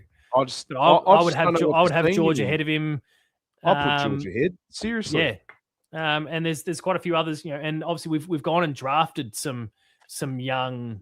Wait until Harley Barker comes in, man. Harley Barker comes in. Hunter Holmes is going to be bubbling away there. You've got a range of other. Look what happened. Look what's going to happen when we bring Zach Butters in next year. There's not going to be any room for it. But it's true, Paul. But to the core of your point, though, I was a big fan a couple of years ago, and I still think the capability is there, but he's not been able to. I do think he got done dirty after a really good start last year, but then when those opportunities have come up, he has not grabbed the ball by the horns since. Hasn't taken him. That opening round, to be fair, he was wasted in the forward pocket, but we didn't take his opportunity. I think there's a bit of fault that's got to be shared on both sides as far as I'm concerned. But I think at this point, when Geelong looks at the list at the end of the year, and they're going to have to make cuts because every club has to. Yeah. I feel like he's probably going to be one of them at this point. Unfortunately, he is at this point, unless he miraculously turns it around. But I don't see it happening, Paul. Unfortunately, really disappointing. Now that I've looked at the numbers too, Joe Pike, 9 disposals, 21 hit outs. Pretty solid performance. I saw the chat. I didn't see who mentioned his name. Jackie highlighting Jesse Mello with his 3 goals today. Yeah, which is awesome as well. Really good. Really, really good. Lennox Hoffman continues to perform really well in the VFL at the moment as well, which is great. He's been kind of playing off half back, if I recall. Yeah. There's some good things coming from some of our young blokes at the same time as well. So it's exciting to see. Killian Burke is one that his name's come up a lot in the last week or so. Yeah. And he's had more muscle, more speed, and the game sense. I think, who did I hear? Oh my God, I've just gone blank on his name. Nigel Lappin. Nigel Lappin was really singing his praises during the week. Yeah. I think there's a lot of potential there that's not getting a game at the moment. And Mitch Nevitt. I don't know. No, I don't know as well. Like I said, if he turns it miraculously, I love that'd be cool, Spartacus and no. Jackie wheeling out the Ronnie John's half-hour references here with the uncle chops and whinge, get in the fucking car. Oh Jesus! Fucking bang was the old Chopper Reed. Perth, you're so fucking far away. How about you just move over here? And he just slides it off the map. Shit. Yeah, you don't see that on TV anymore, but that's another day. Back to the game. I don't know. I like talking about using the Sydney Harbour Bridge to connect Melbourne and Hobart like he does, and that's anyway. But who do you reckon makes way for next week, Paul? I think there's Ollie Wiltshire. Is he the unlucky one? I think he he's only the had unlucky the 6. one. And I do, use the word unlucky. I do stress that his numbers aren't lighting it up. He's coming in and doing good things. Obviously, again, I haven't seen tonight's game, so his numbers aren't lighting it up. When he's gotten his opportunities, he's done some good stuff. But I think when Brian Myers has got to come in, Brad Close, even in his up and down flaky form, has got to come in. There's Spartacus dropping the quote word for word. When Tyson Stengel is close, that's the thing. You can't justify it, right? No. And it's not bad form, but you just can't. Like these other blokes are experienced heads that have been there and done it and have got the runs on the board, and that is valued by the coaching team. So yeah. I think they'll, unless they, continue to manage a few blokes, especially with some lower rung teams over the next couple, maybe that buys him another couple of weeks, knowing that he won't be the long term, unless we have, significant injuries before the end of the year and we have to start bringing blokes in, then there might be, okay, you can ring out a few games here and that could be it for the season for you. Yeah. Go back, continue to build on it, go and blow people away in the VFL so that come next year, you're a really viable option for a forward 50 spot. But yeah, do you ever think we'll see? Speaking of who we haven't seen for a while either, do you think we'll ever see Jed Buse at all get a game at all this year? Because justice for Jed, he's been kept for depth, but will we ever see him at some stage? Look, I'm still adamant that he is the best player for the Charlie Camerons, and I don't think Charlie Cameron would have done what he did to us on Grand Final Day in that second half in particular. 100%. If Jed was on his tail, and that's not to be disparaging towards the likes of Lawson and those sorts of guys, but no. Jed is the right matchup for it's purely a matchup thing. Jed is the right sort of player for those sorts of things, which is just complete lockdown. And so I'm surprised that he didn't get a game Grand Final Day. I'm surprised he doesn't get used in similar matchups with these types of teams. Bussy says Jed will get another game. I hope so. I think he's really important to us. It is he's going to remain on the fringe now for the rest of his career at the Cats. That's fine. But I think there's times when we could have and should have used him and we haven't. That's if he's willing to, and that's if he's willing as well. Because I don't know if it's true or not. Fremantle were looking at him. Well, look, a bit like his old man, there might be some opportunities towards the tail end of his career that he needs to take advantage of. Take the cafe and go with him. Yeah, for sure. But especially. Yeah, I reckon bring him the Brisbane game.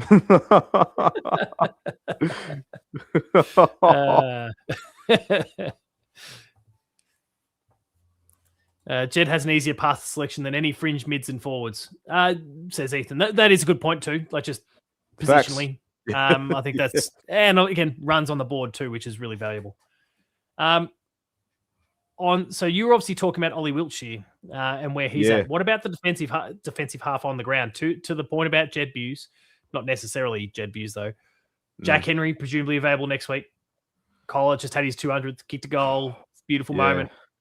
Mark O'Connor due to come back in. What happens?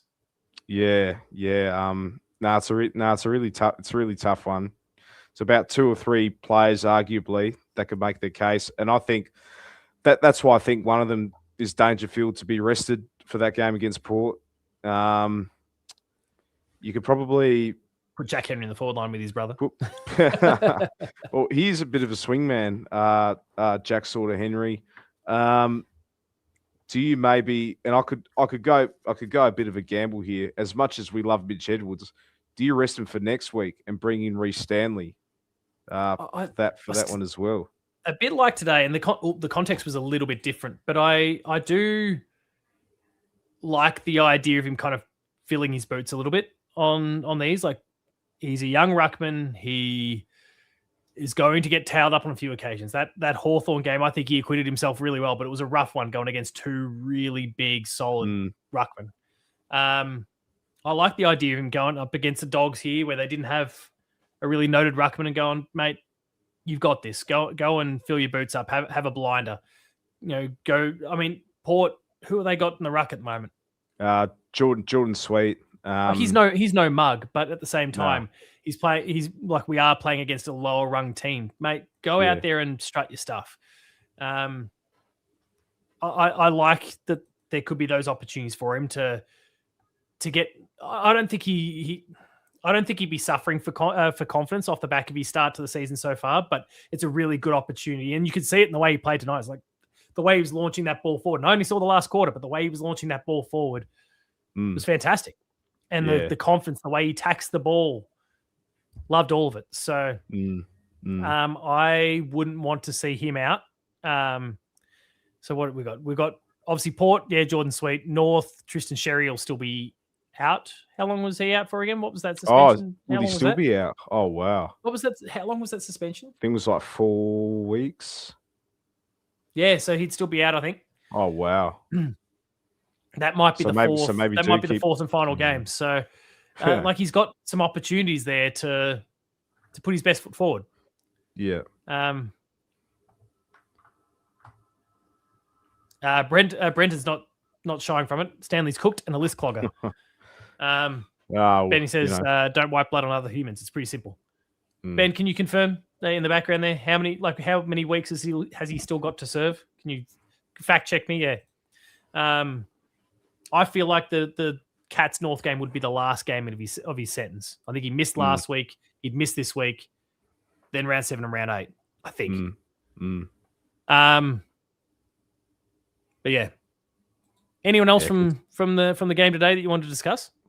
Sean Manor. I thought this is his last week, mate. I've got no sense of time. So maybe Ben's seen something that we're not. I really like Sean Manor's game. I thought he was much better. Yeah, he did not hit the scoreboard, but he got himself a lot of the ball. But I liked his off-ball work too. He just absolutely worked his socks off. Offensively and defensively as well. Was very happy. Ben's responded saying round 7. Is that round 7 that he's back, or round 7 is the last week of his sentence? Oh. I'll just again drop another comment in there, Ben, just to clarify that one. Make you actually do something here for the Hoops crew. You don't do anything else. Score involvements. He's shaking. Yeah, Sean Manor 7 score involvements as well. Good. Yeah. I was obviously, happy with he had like 12 disposals across the last 2 games, 21 today. Yeah, it's a nice return. Get himself back in track. Yeah, back on track. Which I was happy to see. Yeah, get a bit of great to see his mojo back in, and hopefully next week he could hit the scoreboard. Bailey Smith, he's always going to get his like 30 plus disposals and all of that. James Warple, a little bit of a quiet game, and I think it's just the consistency. Like he's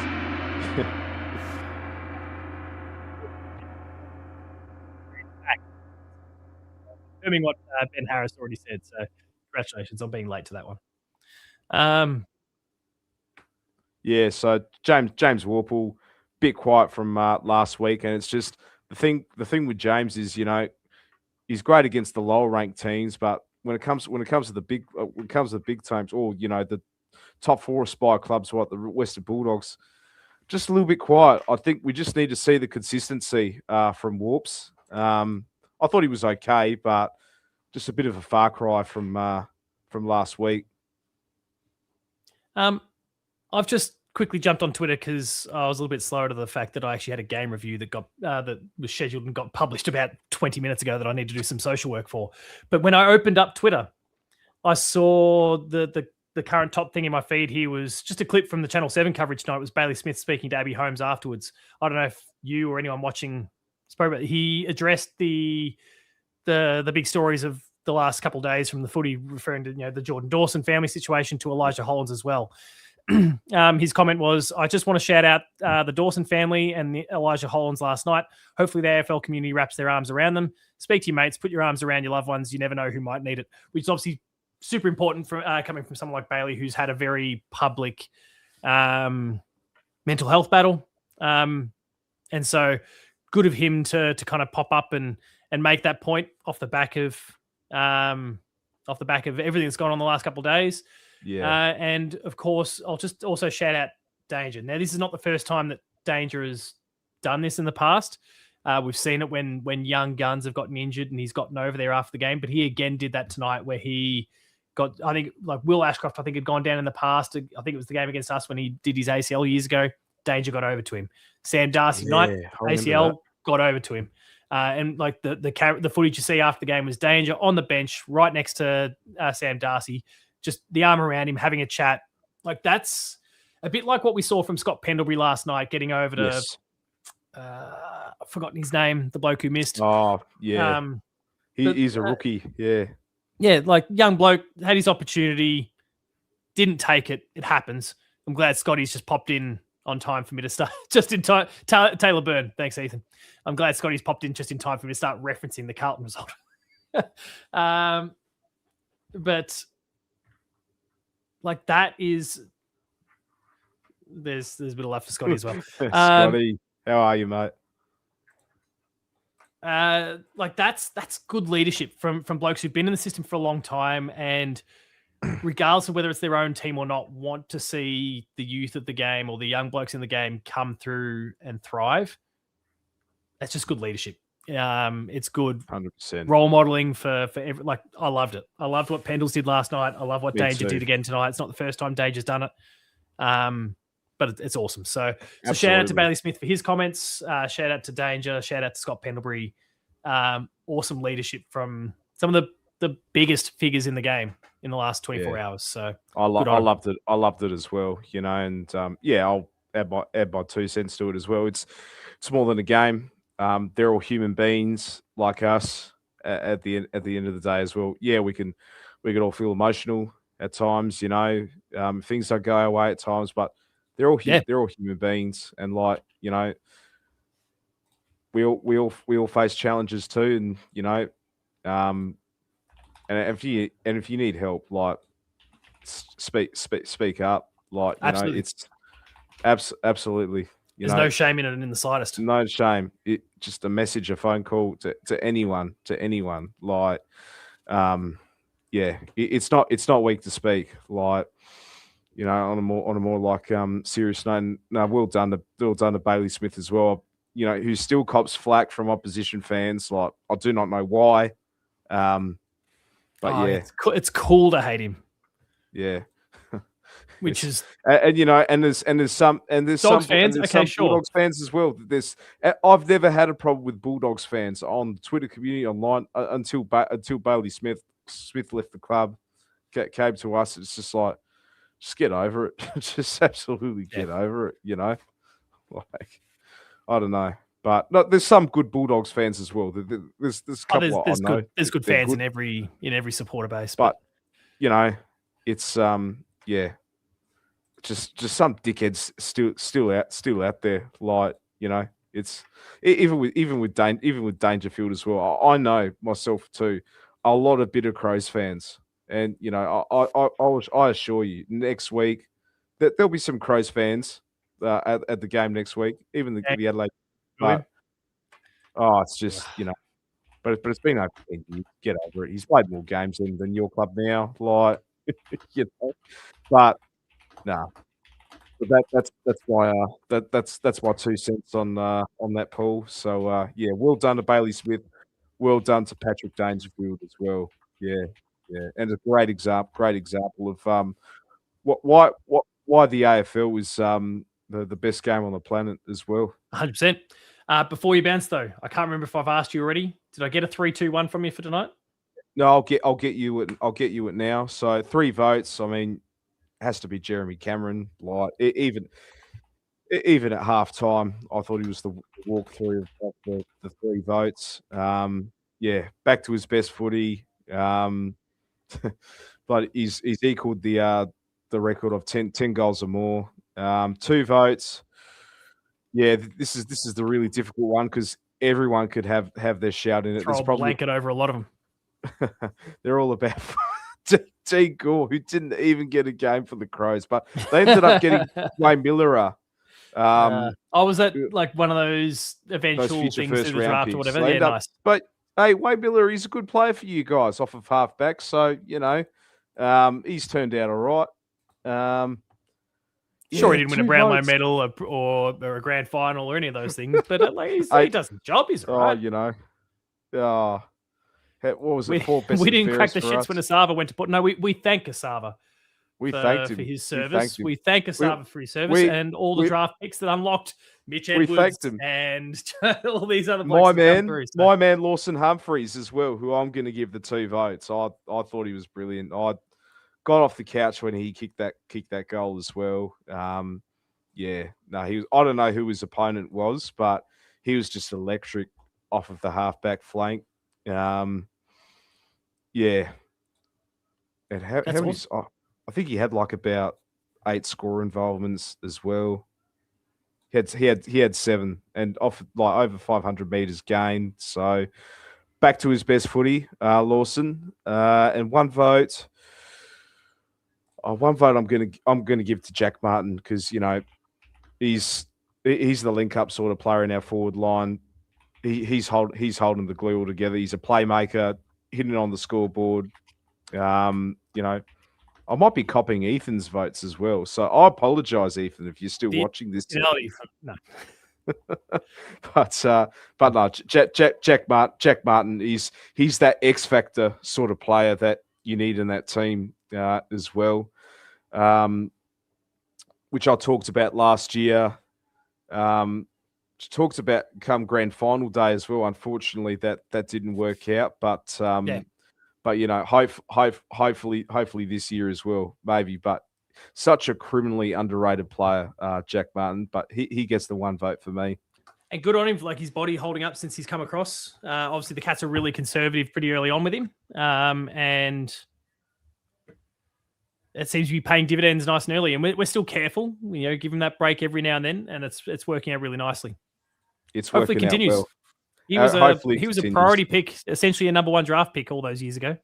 Yeah, 100%. But but no, thanks for having me on as always, Paul. And all good, mate. We'll be at the Adelaide Oval for the Port game next week on Anzac Day. I would get the job done there. Would love to see another thrashing. Would love to see Jeremy Cameron kick another bag against Port Adelaide as well. He kicked 5 in that 4th quarter, ended up being 7 goals. So, yeah, would love to see a repeat of that as well. Jackie's asking us to touch wood about Jack Martin. Touch wood. Done. Touch wood as well. But, yeah, I think setting up really, really nicely towards as the season progresses as well. But yeah, thanks for having me on. Before you run those, Spuddicus just referenced to Sava spoiling the ball back into play when it was going to go through for a goal for the Cats. Good one. Yeah, I don't tell my household I've ever collectively sworn in unison like that. That's awesome. All right, mate. Thanks as always. Chat soon. All right. Cheers, mate. See ya. See you, mate. All right. Let's get this dickhead on board. What are you talking about? The fact checker. How's your holiday? It's good. The weather, perfect in Sydney. Oh, it wasn't Bora Bora. I thought it was Bora Bora. I thought you were. Yeah, no, not quite Bora Bora, no. No. Okay. No, it was like 25, 26 degrees, immaculate over there. Beautiful. And then it sounds like it turned to shit the moment I left. The storm basically rolled in. I just snuck out before it in the end. But mate, you missed a good game. I know you don't live in. Well, I've seen the last quarter. So yeah, but my old man was there. He flew back in from where was he? Thailand. Flew back in this morning. Jumped in the car, drove over to Geelong. I believe he's staying in Geelong because he's pretty cooked and jet lagged. So he's like, I don't think I'm going to drive home at 11 o'clock at night, and then do about a 2-hour drive back up to the Massam Ranges. So I think he's staying in Geelong tonight, and then going to drive home tomorrow. But just sleep in the Charles Brownlow stand. Do they still call it that? I don't know. Just stay there on the cover. Incredible, mate. He's the one with the money. He's the one that can just pony up for whatever. I wish he'd just sort out some of my bathroom renos that I need done. That'd be great, Dad. If you want. I should actually say I was in the social club tonight. I don't know if that makes me a high flyer. Not that I was in a corporate box or anything like that, but the club did contact me through the week and said, would I like to upgrade? I'm like, all right, whatever. It turned out that it worked really well because a couple of our kids wanted to go to the footy as well. So the Tommy's upgrade. popped in. Hey, Pommy, how you going, mate? I was just talking about you earlier. All good things, of course. Always. A little bit at your expense, Pom, but always good things. Last time Pommy was here for Postgame Live, as far as I know, last time he was here for Postgame Live was when we had Horatio on and Horatio was showing the curtains off. So there's no innuendo to that in the slightest. He was showing off the blinds. Maybe the carpet matches the drapes. We don't know, but wasn't part of the conversation. So good to see Pommy back. Ben, we're going to have to bring some real flair and something different to this conversation then. That said, we were making Chopper Reed references earlier. We were. Ronnie John's half-hour style. Pussy says I've got to see the first half as well. I will, mate. Don't worry. I'm going to watch the whole game tomorrow with my kids. I've got juicy stuff to share, though. I do have juicy stuff that if you weren't sitting within a few meters of where I was sitting, you wouldn't know this. So we all know now that Sam Darcy's done himself a mischief. He's hurt his knee or whatever the injury, whatever the extent of the injury was. He walked off the ground. We were sitting at the Bulldogs race where they came off, basically right there. And he's all stoic as he is generally.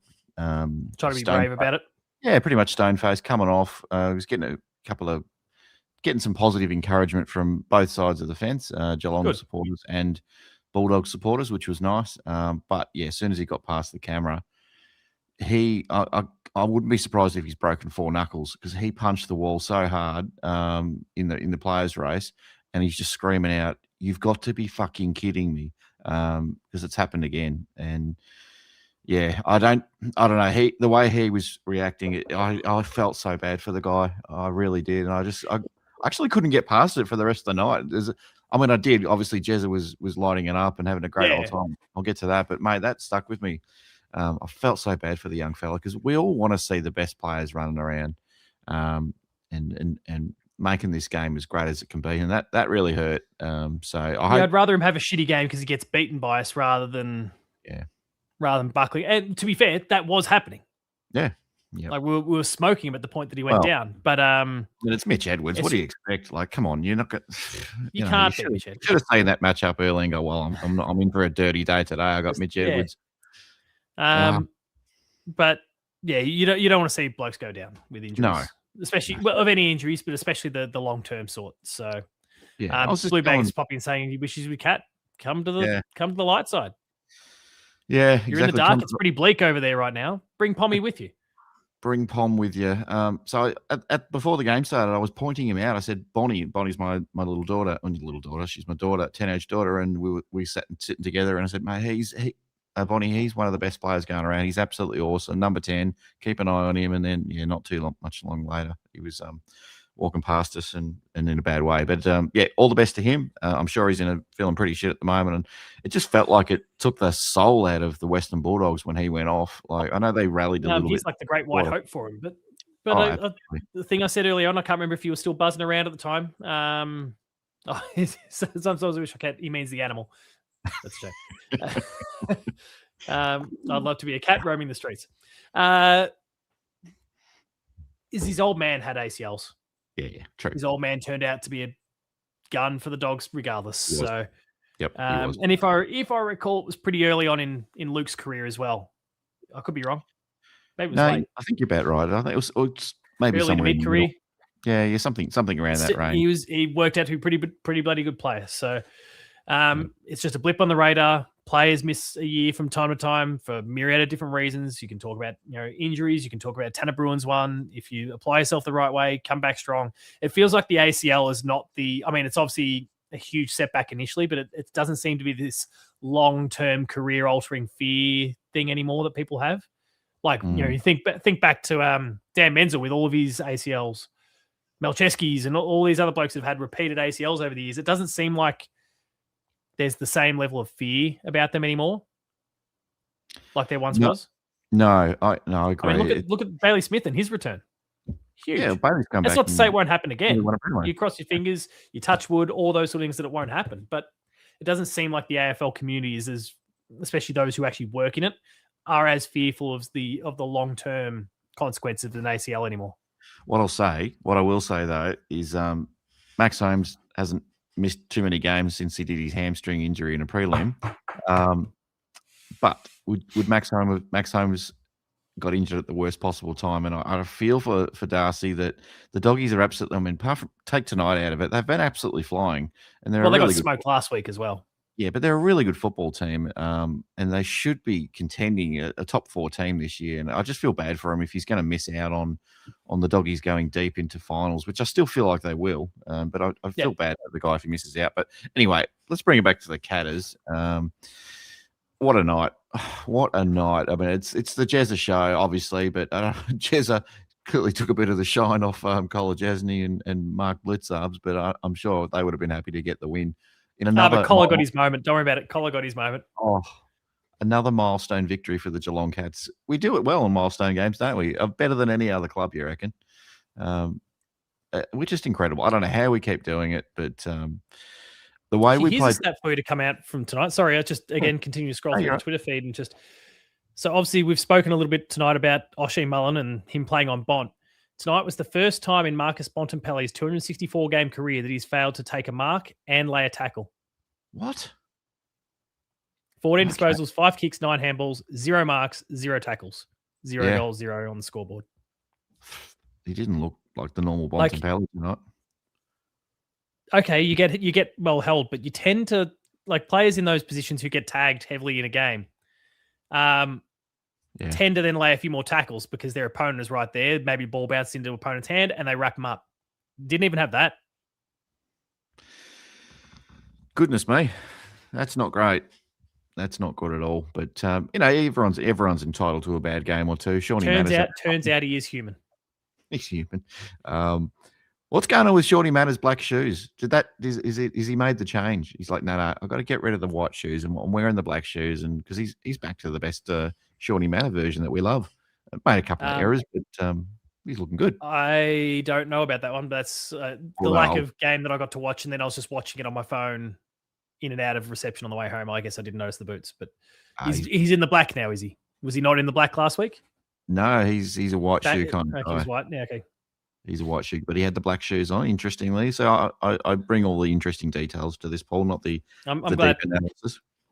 But here's a stat for you. Me and Bonnie, we would cheer and Jezza. We thought there's still a little bit of time left after he got his 10th goal.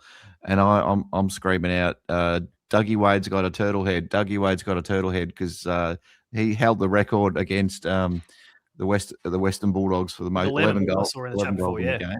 Yep, which I did on your show the other night, Paul. You said I don't do anything for you, but I filled in for you the other night and absolutely dominated again. But no, Dougie Wade was nearly about to shit his pants at Jezza getting the record. But I know there was only a couple of seconds left when Jezza banged through his 10th goal. And didn't he love it? Didn't he? Absolutely. Oh, he was stoked. He'd been chasing that for a while. Yep. Incredible. I can't believe we've seen it twice in 2 years. He did it last year too, didn't he? Yeah. Where do we sit on the goal kickers now for the AFL? Is he jumped into Jezza? Top 3 now? Jezza? Yeah, top 3 for the Cats. No, for the AFL. So he's 17 currently now. Yeah, I was going to say you're definitely not top 3. Jesus Christ, he's 17. So he's obviously missed the first week of the season. Oh, sorry. Yeah, sorry, this year. Yeah, sorry. Yeah. Sorry. Yeah. Yeah.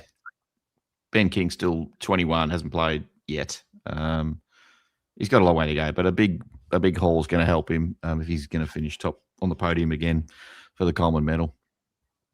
So that was amazing. I mean, I think just the way Geelong played we'll forget about the third quarter for a little bit.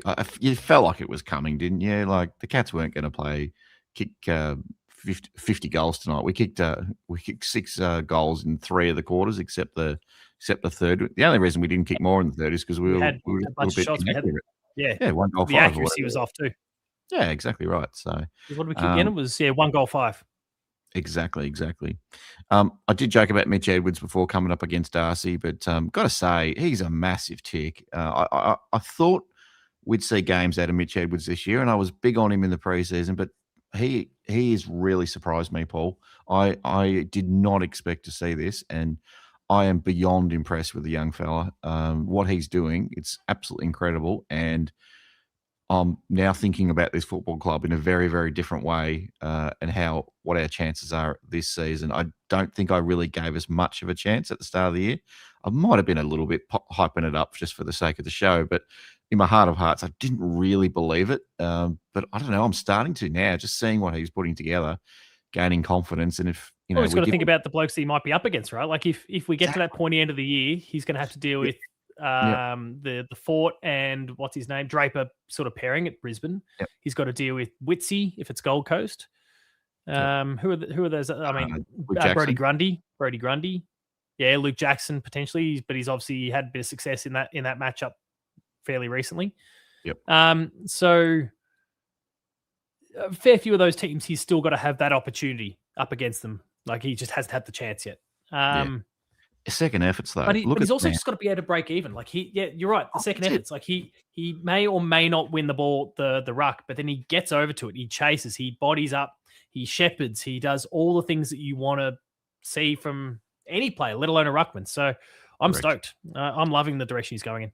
We don't pay top dollars for rucks at Geelong. We just don't. We never have, and I don't see it changing as long as Chris Scott and his team is involved. Yeah. We need someone to play above themselves, and that's what he's playing so far above his ability at the moment. It's great. I think the ability's there. It's just the physicality thing, like the actual body maybe isn't quite where it needs to be, but he's kind of setting that aside and just going at it regardless. So mate, the fucking heart there though. He's got a massive heart and he's throwing himself at everything.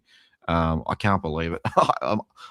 I'm sure he'll have a stinker next week or the week after, and we'll all be hard. Bring back Reece and all that sort of stuff. But what I've seen in these 4 or 5 games, take your hat off, young man. You've absolutely smashed it out of the park, and he's ripping it up. I'm going early with a vote here. I'm giving him 1 vote tonight. I'm absolutely giving him 1 of my votes. That's how impressed I am with him. Good to hear. Yeah, I'm a bit behind on my votes. I think I've got to go to the spreadsheet and go and top up a few weeks. I'm a bit behind. 4 weeks behind myself. A couple of other thoughts, Paul. Cats could have won 5 straight if not for that loss to the Hawks. But you got to lose one every now and then. We've won 2 in a row, but it could have been so much more. The season we'd basically be sitting at the top of the ladder. We'd be sitting nearly top of the ladder. Jack Gunston, whatever. Anyway, he's a good player. I'll take the position we're in. That was a really healthy percentage boost, of course. Now we are currently sitting 4th, and that's with Brisbane and Gold Coast still to play. Yep. You'd imagine, well, Gold Coast has got Essendon. They should get the job done pretty comfortably. Their percentage is also significantly greater than ours, so they'll jump over us. Brisbane will probably do the same. They're playing against Melbourne. Yep. North Melbourne are currently sitting 8th and have Richmond. And if they win by enough, they may also jump us as well. But so we may actually slip to as low as 7th off the back of it. But fine. But it doesn't bother me. No, not at all. We've now kind of fixed the season off that. Well, I say fixed. We had 1 nightmare in the first week, but we've kind of course corrected. We've got things on track. We've been getting the wins despite the fact that up until this point we hadn't really been firing on all cylinders. Great. Yeah, they'll click. It's That's clear, right. Like they've shown more than enough tonight. And even though I haven't seen it, all the feedback from yourself and the many others who come through and in the chat, it's clear that this was a big step in the right direction, and they'll continue to build on that. And we've still got some of the most reliable most dangerous players still to come back. Grind, Stengel, etc. Like Mark O'Connor off the back of his maybe career best game last week, due to come back. Jack Henry. Yep. Closey. Clark. I didn't mention Brad Close. Oh. Yeah. Brad Close. He played well last week. Played well last week. He did play well last week. But yeah, no, Geelong, and you might disagree with this, but for me, Geelong is absolutely form-wise. If we just count the last 5 games that they've played in, they're definitely a top 4 team right now. No doubt about it. They may not be top 4 on the ladder, but if you're just worrying about form at the moment, at the end of the day, that's all that really matters. When the whips are cracking in September, who's really flying and who's not.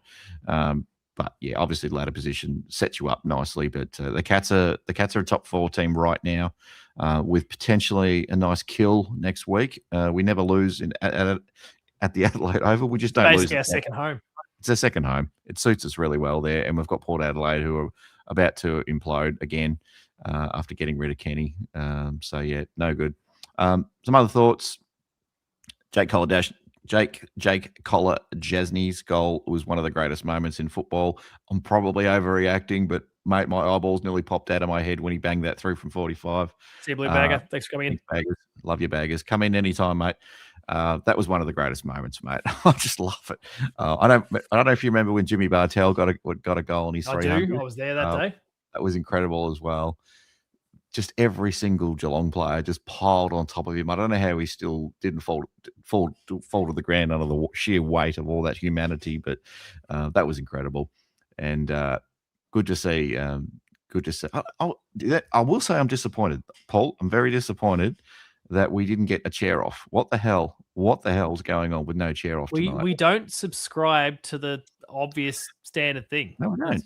No Gatorade showers. No, it's not the first time. It's not the first time where we haven't chaired someone off. No, but it's 300 though. Dangerfield. No, but I'm talking like even some of those sort of milestones. We haven't always done that there as well. So I wasn't totally surprised. I was like, Ethan's taking the piss with Blitz is too heavy to chair off. You beat me to it, Ethan. I was going to say who could lift the man anyway. I mean, Tommy Hawkins was ego. bad. It's just, yeah. Tommy Hawkins was pretty tough, but Blitzarves is top heavy. He's a little. Hawkins was more heavy in the legs. Blitz is more. Yeah, he'll fall over backwards probably if you give him a chair. It's just it wouldn't work. And Collar was just happy to have his little child out there with him as well, which is cute. So had to kick the goal. He was set. He was happy. He didn't need anything else. Absolutely happy. Absolutely happy. Final observation. For me, it was great to see Big Baby Guthrie back to his best. Yes, there's a few B's in there, but we saw the fringe. I'm going to call him the fringe All Australian. He's never quite achieved it, but he's gotten closer the last couple of years. It's that Baby Guthrie that or Z-Banger that we know and love, and it was good to see him get into it as well. I just love the way that Geelong played their footy tonight. It was the Geelong way.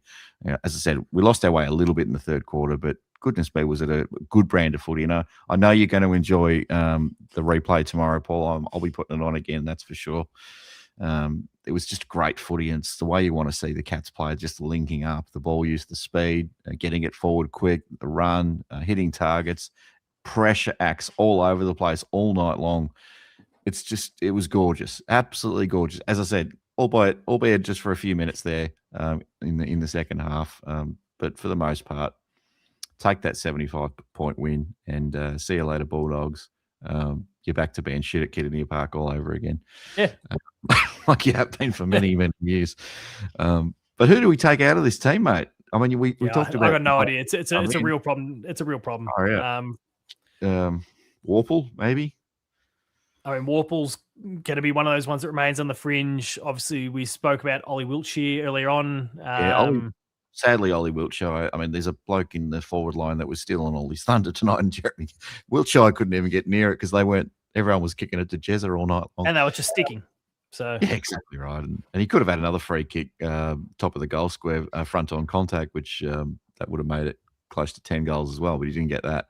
But Wiltshire's probably going to make way, you'd think. Have we got an 8-day break between this one and the next? You'd think it's a Saturday game? We're into the Saturday game. Yeah, so an 8-day break. So now we're getting back to managing some players pretty well. We'll probably get Jack Henry back, you'd think. doubt we're going to keep him out too long. But Cole Jasny was really good today. Really, really good. I can't see a need to drop him. Other than, maybe Jack Henry's a better matchup potentially. It's a really good problem to have. I don't know who's a better matchup for Mitch Georgiades. Georgiades is there. Is it a Sullivan? Is it a? I think it's probably a Sully or a Sam De Koning thing anyway. Yep, Sullivan, mate. I don't know if it probably depends on how deep he plays that determines which one. Connor O'Sullivan, man, you don't see it on the tally, you don't hear it unless you're at the game. But he is a vocal son of a bitch. He is barking orders at his teammates. He is getting around. He was playing on Bontempelli at one point tonight. Keep an eye on Connor O'Sullivan over the next few years. He is going to be a player for this football club. And that's awesome. I've said it before. He'll captain the club one day. I'm absolutely certain of it. I don't know when it'll be. Potentially way down the track, but I feel like it's going to happen. He's such a vocal teammate. He just reminds me of, like, we've made the comparisons in terms of how they play, but he reminds me so much of Blitzovs in terms of his barking instructions and just his general encouragement and his direction giving and all that. But pretty much every Geelong player does it too. But for such a young guy, really, to be coming in, standing next to blokes like Blitzovs and Tom Stewart, to be that confident to actually tell someone like Tom Stewart, hey, mate, you're not supposed to be there. Piss off, get over there. I love it. I'm loving it, mate. Absolutely loving Leadership beyond his years. It's great to see. Fantastic. So, yeah, no, what a win. Fuck, man. I loved it. I was trying not to drop F-bombs when I was sitting with my daughter tonight. But tell you what, I wanted to drop about 1,000 of them. I was absolutely loving it. Anyway. You may as well have just done it because Sam Darcy went and did it anyway for you afterwards. Did he? Poor bloke. Oh, he did. Well, no, that's what you're saying, right? In the race. Yes. So he punched. I did try and share a picture before of Bonnie sitting in her chair next to the race, and there's the wall that, you can see these two vents or whatever they are. I think he punched the vents, actually. I hope he did, because he wouldn't want to punch the concrete wall. But, he smashed that, and everyone's like, just turned it, because you could hear him. You're fucking kidding me. And he was like, oh, my God, what was that? Finally, he'd been brave, like you said. He'd been stoic the whole time, and it all finally just came out. Yeah. Terrible stuff. But anyway, it happens. It's footy, mate. And as others have said earlier in the show, in life, there's probably more important things like your family and your friends and get around them and all that sort of stuff. So, we give each other shit every now and then, but, it's all for a laugh. Time to time. Yeah, it's all for a laugh. I don't mean it. People generally don't. I get on and have a troll because I love it. But Paul gives it to me just as much as well. Yeah, like we'll highlight the fact that there's a video that of mine that you've scheduled for 3 a.m. tomorrow morning. 3 a.m. Bullshit. Yeah, you have. I'm looking at it right now. Stay tuned, everyone. There's a video about Noah Williams, a potential draft candidate of ours, scheduled for 3 a.m. tomorrow morning. That's because I care about our friends over in America and England and all that, and I want them to get content at a time that is convenient for them, Paul. So, I mean, look, I can still see that Ethan's logged in to stream out on the back end, so he might be there. Fuck the Americans! No, I'm kidding. Oh, Spartacus. We'll straighten up that time. We'll schedule it for nice and early tomorrow because there he is.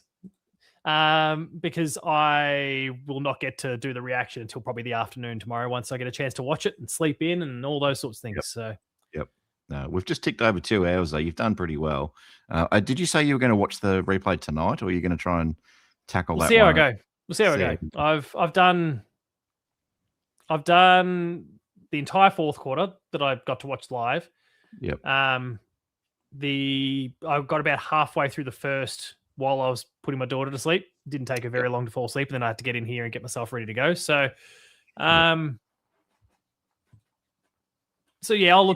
look to get the remaining 2.5 quarters sorted out and get in, record the reaction, and that'll go up when it goes up.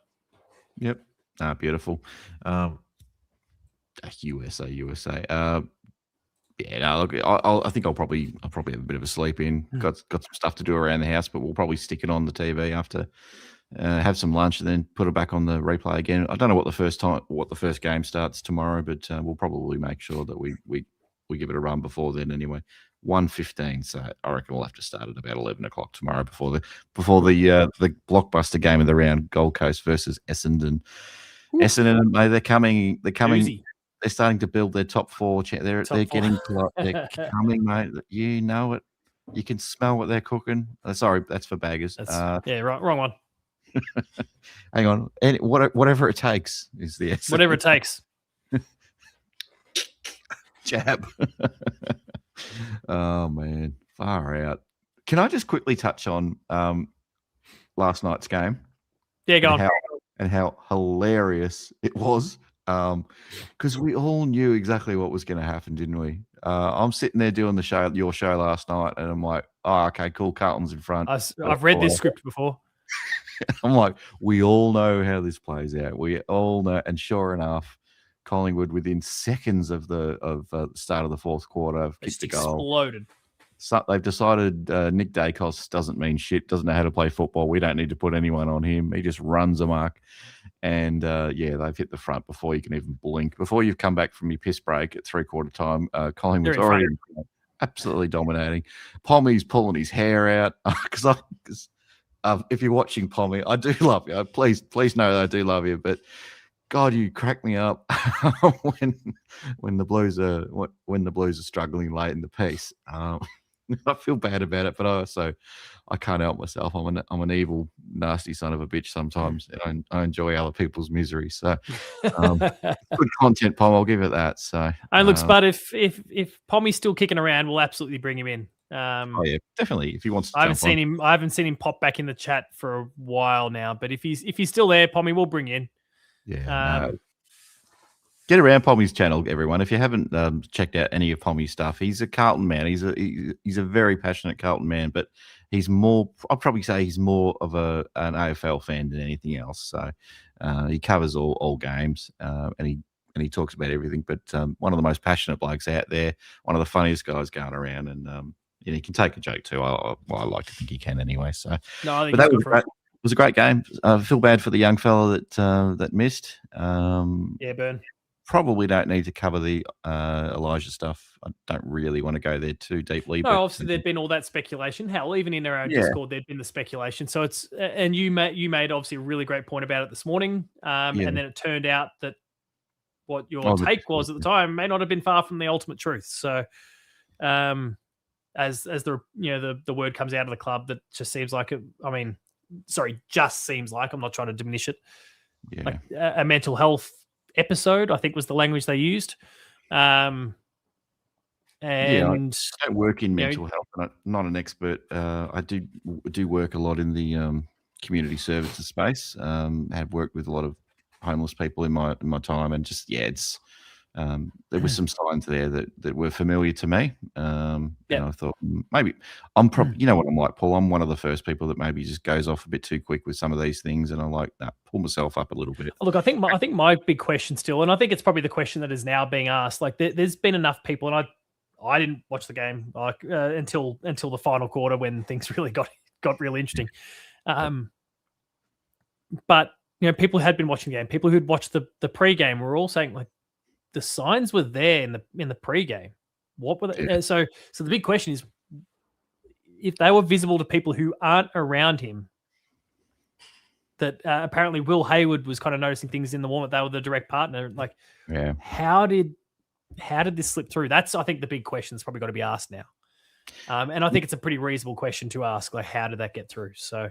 People can watch the tapes and those sorts of things. Let's use a podcast. Let's make a podcast comparison. If me or you or one of the chaps, Jake, Johnny, Sambo, one of us was starting to act out a little bit, would we notice it? I don't know. Would you just say, Paul, stop drinking beers? I don't know. I feel like Carlton's probably dropped the ball in terms of their duty of care to their player, but then a part of me is like, I don't know. You've got to be there. I mean, everyone in the crowd was concerned, but I think when it's being noticed by tens of thousands of people, that's exactly that starts to set off the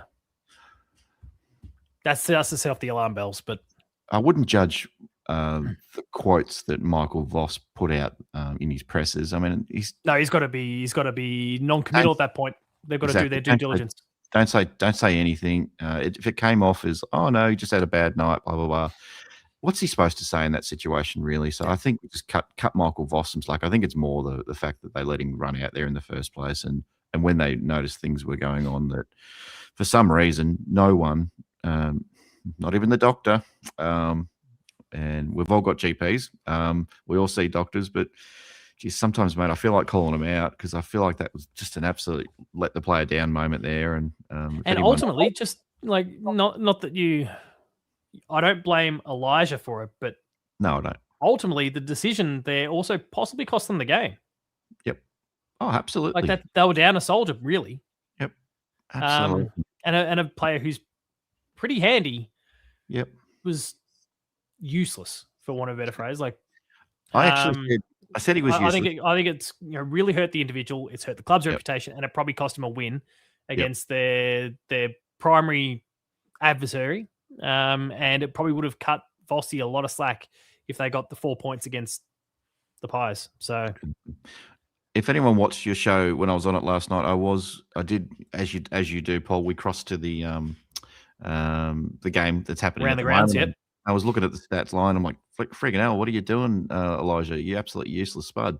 Had no idea at that point. I hadn't seen any of their vision or anything like that. Yeah. But obviously, later on, I started to feel really bad about it because I remembered talking about it during the show, and I did feel pretty bad about it afterwards. But as I said, I'm not trying to make excuses, but I just didn't. No, but you didn't have context. You didn't have. I didn't have any context at the time. Didn't have any vision. Didn't know what was going. Hadn't read any tweets. I was basically. You saw a stats sheet. That's all you saw. Saw a stat sheet, was pushing buttons on a show and talking for 60 minutes straight, without, juggling balls in the air at spinning plates, as you say. So, no, you're good. Hopefully he's doing okay, and hopefully everyone at the club's getting around him, and he gets the help he needs anyway. So, but anyway, I might call it a night, mate. I'm going to duck into bed with Mrs. Hoops and give her a cuddle. She's not feeling too good at the moment. She's got a cold, so didn't go to the footy great. tonight. Yeah, so. Hopefully, she feels a little bit better in the morning, but yeah. And I don't know. I'll probably come down with something tomorrow. That's the way it goes, isn't it? And yeah, someone gets sick in the house and everyone else gets sick. And then it just rolls through. So yeah, good times. Good times. Music Cat, that was me. I was having a bit of fun with you before when I said I'm not your biggest fan. I was joking because you always say that Paul's your number one, and I took umbrage. So I was just kidding, though. I didn't actually mean I dislike you or anything. I was just having a bit of fun. So we actually don't take anything we say on this show too seriously because generally we're not that serious. We'll let you know if we are, but most of the time, I think if we're being really serious about something, we'll make sure we're exactly as right. crystal clear as possible. Exactly right. Spartacus, keep it clean.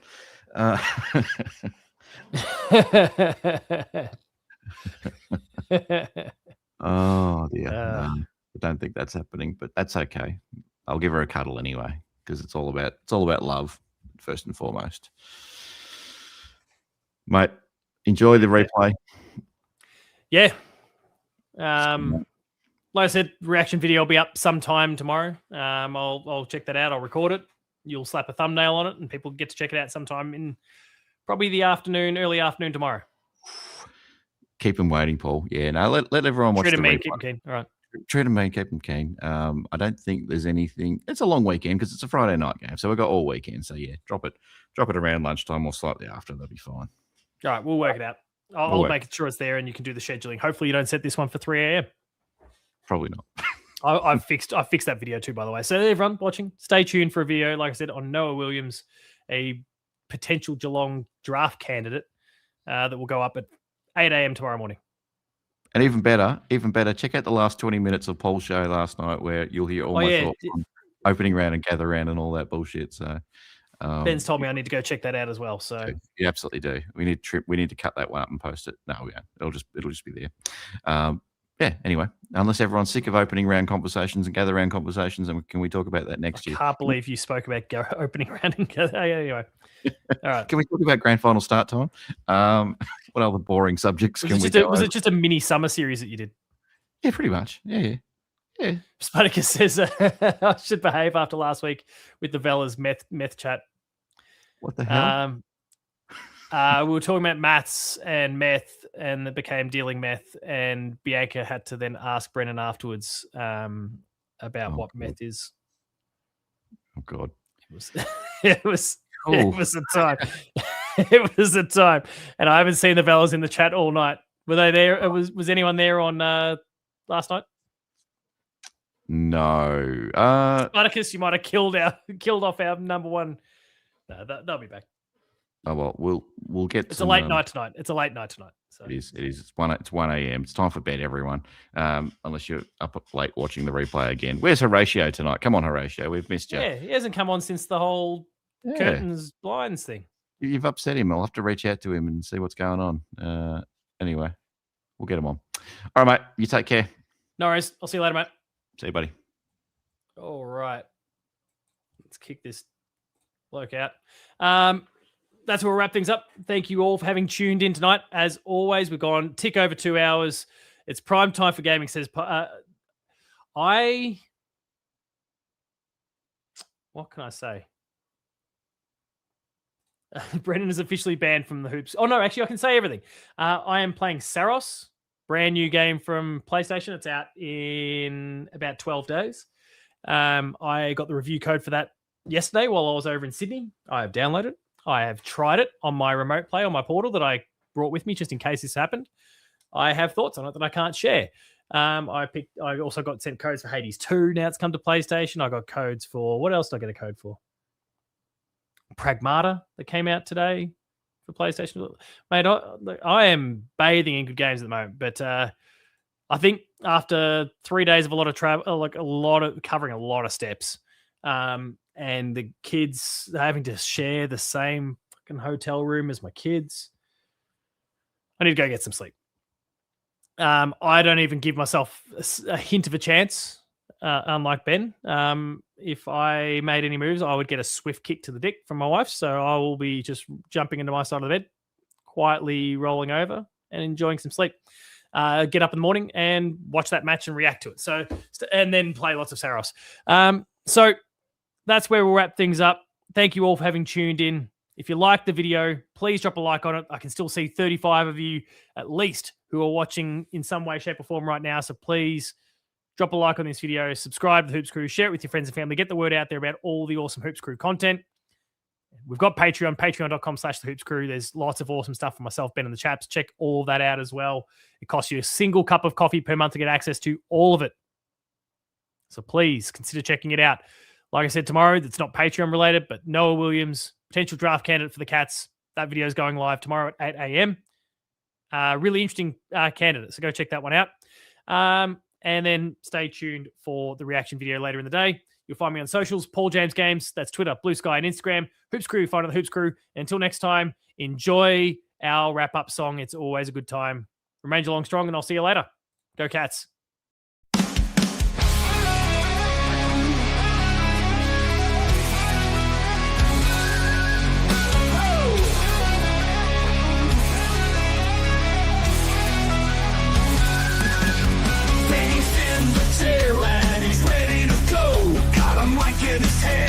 It's time for the show. Dropping pussy down facts, mitts, forwards and backs. Representing G-Town while talking the smack. Crashing backs like Patty, where the hell you at? Hoops Crew are exploding, don't ever look back. Then we got Paul, yeah, he knows his stuff. He's a man, he's a myth, taking on the nuffs. The man don't miss, he loves to react. His words cut deep, he's a counterattack. Balls on fire, brings a mic to life. Don't fuck with B-Dog if you value your life. Oh, they fuck shit up, yeah, they run G-Town. The Hoops Crew's here and they'll never back down.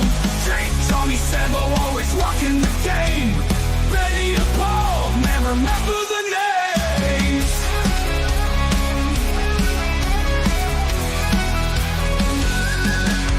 In the studio, Jake's bringing the noise. With Johnny and Sambo, the chaps, chat boys, they're electric.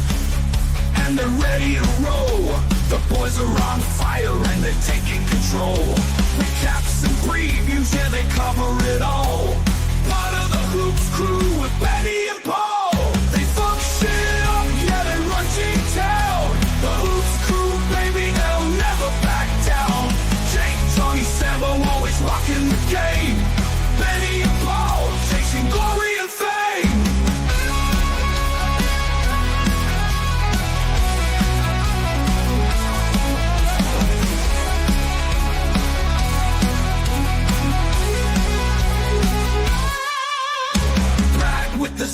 Max Holmes and Jack Bowes. Tommy fucking Atkins, he'll break your damn nose. Stewie in the middle and Reese in the ruck.